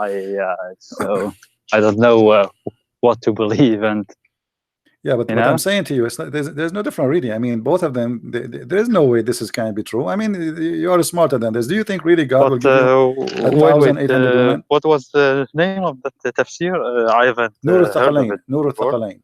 Nur al-Thaqalain. Yeah, there's many. Those are, I know those are Qummi. Yeah, those are hadith. Those, you see, this is the hadith. The hadith can be found in many books, but the tafsir is a you know, is a book collect many hadith to explain something to you. You know what I mean? The tafsir is not the source. Always, the tafsir is not the source. Like you know, you can find Rawdat al-Kafi. You can find in al-Kafi. في صحيفة الرضا, etc. You can find all those sources. You know? Okay. Like in the book of Al-Kafi, it says the same too. I mean, all of them, they are the same. All is the same. So are you really convinced that in the heaven you will have this? Isn't it obvious that this is a lie? What does Christianity then teach? Like, what Well, is heaven in Christianity? They asked Jesus, what the Jews, they always have they're thinking that when you go to heaven, you will inherit whatever you have in earth because you're a good man. So Jesus said to them, he and she, they will not get married. They will not have marriage. They will be the same as angels. So لا يجوزون ولا يتزوجون. That's what the Bible says. They don't get married, and they will not get married. Why? Because simply they will be the same as angels. This is the house of God. This is the heaven. So the heaven of Christianity is totally different from the heaven of Islam. We cannot compare. And that makes sense, because if God is holy, his house is holy. So how we will be in the presence of God, in the house of God, and then we find ourselves doing nothing but it's like sex party. It's not even sex. It's not a sex with wife. It's sex with women who you don't even know. You never met. You know? And why is that? I mean, why in the world does God will create for me women I never met? Like now, when he says to you 1,800 virgins and 1,000 women plus 2 from the whore. Okay, I never met any of them. So what is this for? And those people, those women did not choose me. They did not choose to have sex with me. And I did not choose them too. So this is just a pure sex. There's nothing there but sex. If you, I don't know if you have my book Sex and Allah, you will see there's tons of source about sexuality in Islam, Shia. I'm afraid to buy it actually. If I buy it and then someone sees the title, like you live in the Middle East. Do you live in the Middle East? What do you say? Do you live in the Middle East? No. Yeah, well, you know, you don't have to show it. You can rip off the cover. Like, why did you choose that title? Like, couldn't you like make it more discreet? Like, because this is the topic. I like to name my books exactly straight. I don't like to be going in a circle. That's it. This is the book about sex and Allah. That's it. By the way, about the fig, you said that Allah swears by the fig, right? Yeah. I heard you saying that sometimes. So I looked up in Shia Tafsir. They say that At-Tin means Al-Hasan. Yeah, I know. And Al-Zaytun means Al-Hussein. I mean, do you see how the Shia go crazy? Sinin means Ali ibn Abi Talib. Like, right, guys. That was just to tell you what Hassan is saying. The Shia, they explain this verse. This is chapter 95, verse number 1, 2, 3, etc. It says, Allah swear by the fig and the olive. So they say that the fig is Al-Hasan and the olive is Al-Hussein and the Mount of Sinai is Ali. And the city of security isn't Muhammad, isn't it? They say like اهدنا الصراط المستقيم, like الصراط المستقيم is Ali also. That's what they say in Shia. The same, they have I mean the Shia, they have a very crazy interpretation for anything. I mean, know this? How in the world? Sure, yeah. How in the world, you know, they come with this fig is is a human being. I mean, it says fig. Maybe it's just you know, how do you call it in the poetry, like majaz? I don't know, like when you tashbih. Yeah, you say but you see, okay, but fig, honey, for example. Fig is honey or fig, my friend. Fig is a symbolic of sin, never for something good. Even in the Bible, Jesus, he cursed the fig tree. Even in the Old Testament, Adam, when he commits sin, he covered himself by I mean, fig always come with sin. So in the Quran, suddenly the Muslim, they made the fig, Allah swear by the fig, which is very weird. And then the Shia, they come Hassan. furthermore, they say that al-fig is al-Hasan, and then the olive is al-Hussein, and the Mount of Sinai, suddenly it became, and by the way, the name of in Arabic is really funny. I mean, what Sinin, what we do not know what Sinin is. What is Sinin? So they are guessing, saying this is the Mount of Sinai, you know, but not necessarily. We do not know what is this Sinin. We don't know. And about وإذا الموءودة سئلت, like Yeah. you said, that was about النفس المعذبة, right? Yeah, this is not about they in claim Shia they say that is al-Hasan. Oh no, al-Hussein. Like they say, actually correct reading is وإذا المودة سئلت, as I can remember, something like that. Like that was the original reading. Like yeah, well, like al-Mawadda. Then you know, they say that is al-Hussein. I agree that in the Quran there's many the Muslims are confused about the words, and sometimes there's a dot is appearing somewhere, changing the whole meaning. Like, you know, hawar or hur, it's the same word. Hawar is the same as hur. Hamal or jamal. You know, Yes. remember the Quran was without dots, right? So how we can know, even if you read it in the inside, you can replace the jamal with hamal. It's very easy, you know. You can replace the word qala with mala. There are qira'at, there are they say seven, but I mean, there are many more actually. You remember the story about the 7 sleepers, and it says wa kalbahum. Kaliyahum, right? It is kali'ahum, not kalbahum. It is even in the Islamic tafsir, by the way. Some tafsir they say it was kali'ahum. Some even the Muslim tafsir they say it's kali'ahum, but by mistake it appeared as kalbahum, and now they say kalbahum, which means their dog. So there's tons of things in the Quran are messed up, and the Shia agree with that. The Shia are more honest when they speak about the Quran corruption and how the Quran changed. But the Shia, they are not honest in the purpose of being honest. They are being honest to support their agenda regarding Ali and his family. You know what I mean?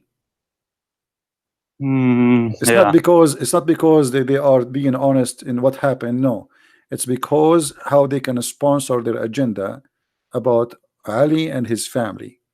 So they refuse what is written in the Quran today, because the same reason Muhammad, he refused the Bible which we have today, because his name is not there. They say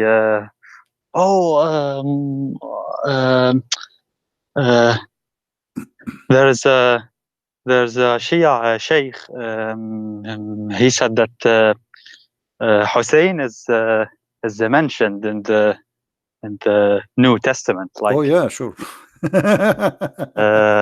Hosanna, they really I know there's many videos. I saw it.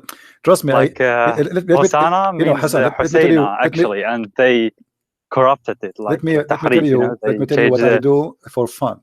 For fun, when I laugh, honestly, I don't watch Muslim Sunni. I watch Muslim Shia Sheikh talking about anything. Just put it for Shia with videos, and you will go crazy. Football, the football is about Al-Hassan. The ball is about Al-Hussein. The airplanes is about Al-Hassan. I mean, everything is about Al-Hassan. Satellite is made for the sake of Al-Hassan. The satellite, the whole world is made for the sake. I mean, Shia is the best comedy ever. Like, they beat the Sunni far. I mean, the Sunni is nothing when it's come to the Shia. I know you are a Shia. I don't want to insult you. I'm just being honest with you, but it's really crazy. I know. I don't know you, and you don't know me, so I don't care. You know, like yeah, nothing personal here. You know, we are just sharing what we believe. Yeah, that's true. But yeah. What you can do. All right, Hassan, thank you for calling, my friend, and feel free to call tomorrow if you want, or any day you wish.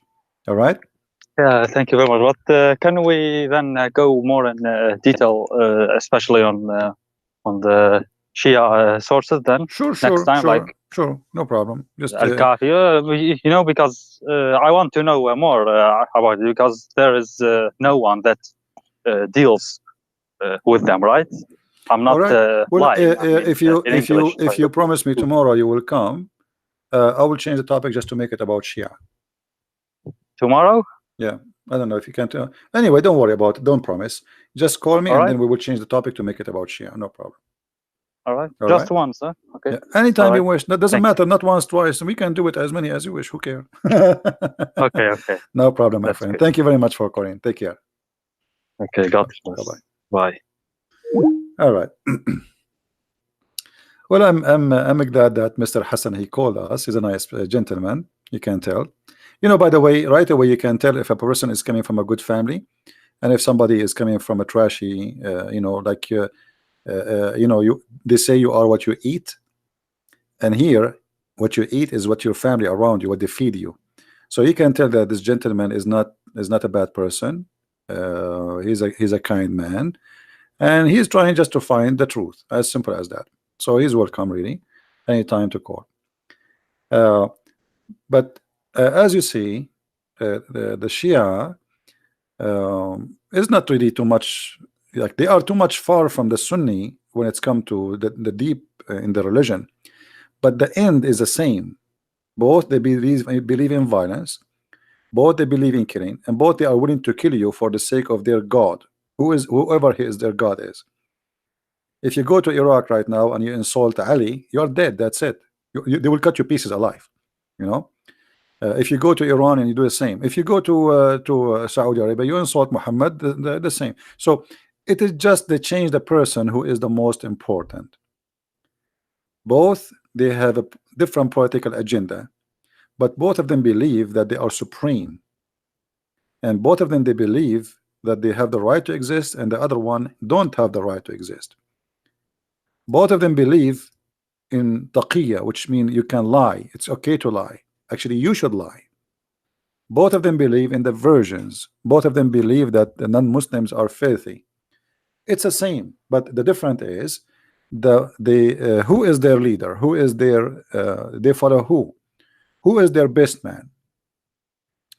The Sunni, they follow Muhammad as leader supposedly, but then they took the side of Muawiyah and the Umayyan caliphate, Bani Umayyah, and those they became their leaders. So the Sunni, they consider themselves the Umayyad caliphate people, and the Shia, they consider themselves they are the Ali caliphate people. And both in history they have war with each other, and they actually Ali and his children, they've been slaughtered by the Sunni. So Shia is simply those who believe that they are victims of the Sunni. That's why they hate them very much, and that's why the Sunni, they hate the Shia very much. And now all the conflict we see in the Arabian Gulf between Iran, Saudi Arabia, Emirat, Yemen, you name it, all of it is a Shia Sunni conflict. Since 1400 years ago until now, they did not solve this conflict, and they will never solve it. One of them have to erase the other one, and this is their target. One need to erase the other one. So who's going to erase who? And the Shia now, actually, they are growing by number, and many of the Muslim Sunni, they are converting to the Shiaism. And there is many reasons for Sunni to convert to Shia. First, the Shia, they have many, let us say, many appealing things for the Muslim Sunni to make them follow. Number one, they follow the family of Muhammad. The Sunni, they follow the enemy of the family of Muhammad. The Shia, during the last 20-30 years, they were fighting Israel, while the Sunni, they did not take fighting Israel as something serious. Their target was different. So the Shia, they were able to advertise themselves between the Muslim Sunni as they are the one who defend Jerusalem as the Muslim city, not Jerusalem, the Jewish city. So the Shia, they present themselves through Hezbollah, Lebanon, Hezbollah, Iraq, Hezbollah, Iran, that those are the Hizb of Allah, the party of Allah, and this is what the Quran says.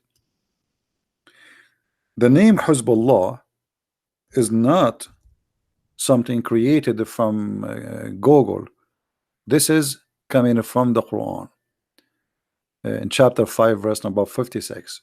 Hizbullah hum al-ghalibun, and this is the title of the Shia militant groups. The same time, the Sunni, they have a big militant group. It's called Muslims Brotherhood. But Muslims Brotherhood themselves, they are under the control of the Shia. This is why if you go right now and you listen to the news, you will find that Saudi Arabia, Emirat, Bahrain, and Egypt, four major Islamic countries, they are fighting the Muslim Brotherhood, while Iran sponsoring Muslims Brotherhood. So we can say that Muslim Brotherhood as a Sunni party, in the deep inside, it's a Shia party. The appearance, it is a Sunni party, but the target obviously is under the control of the Shia. The first center for the Shia, for the Muslim Brotherhood in Egypt was bought by the mullahs of Iran. You believe it? The first center, the first building for the Muslim Brotherhood was purchased by the Shia. And this is telling you the deep relationship between the Muslim Brotherhood as a party claimed to be Sunni and the Shia. And this is why you see that the Shia and the Muslim Brotherhood, they are like in the bed together. The appearance, they are enemies, Sunni and Shia, but the fact, the Muslim Brotherhood is not really Sunni. They let us say they appreciate Shiaism very much, because Shiaism is their way to reach, to take over, to control money, support, etc.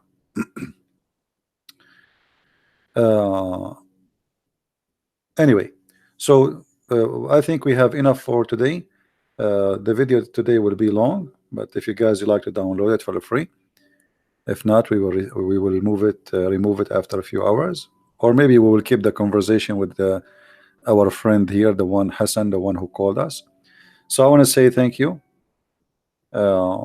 And the Shia made Quds Day in Israel for Palestinian Sunni. The Shia, this is, you see, the Shia, they are smarter than the Sunni.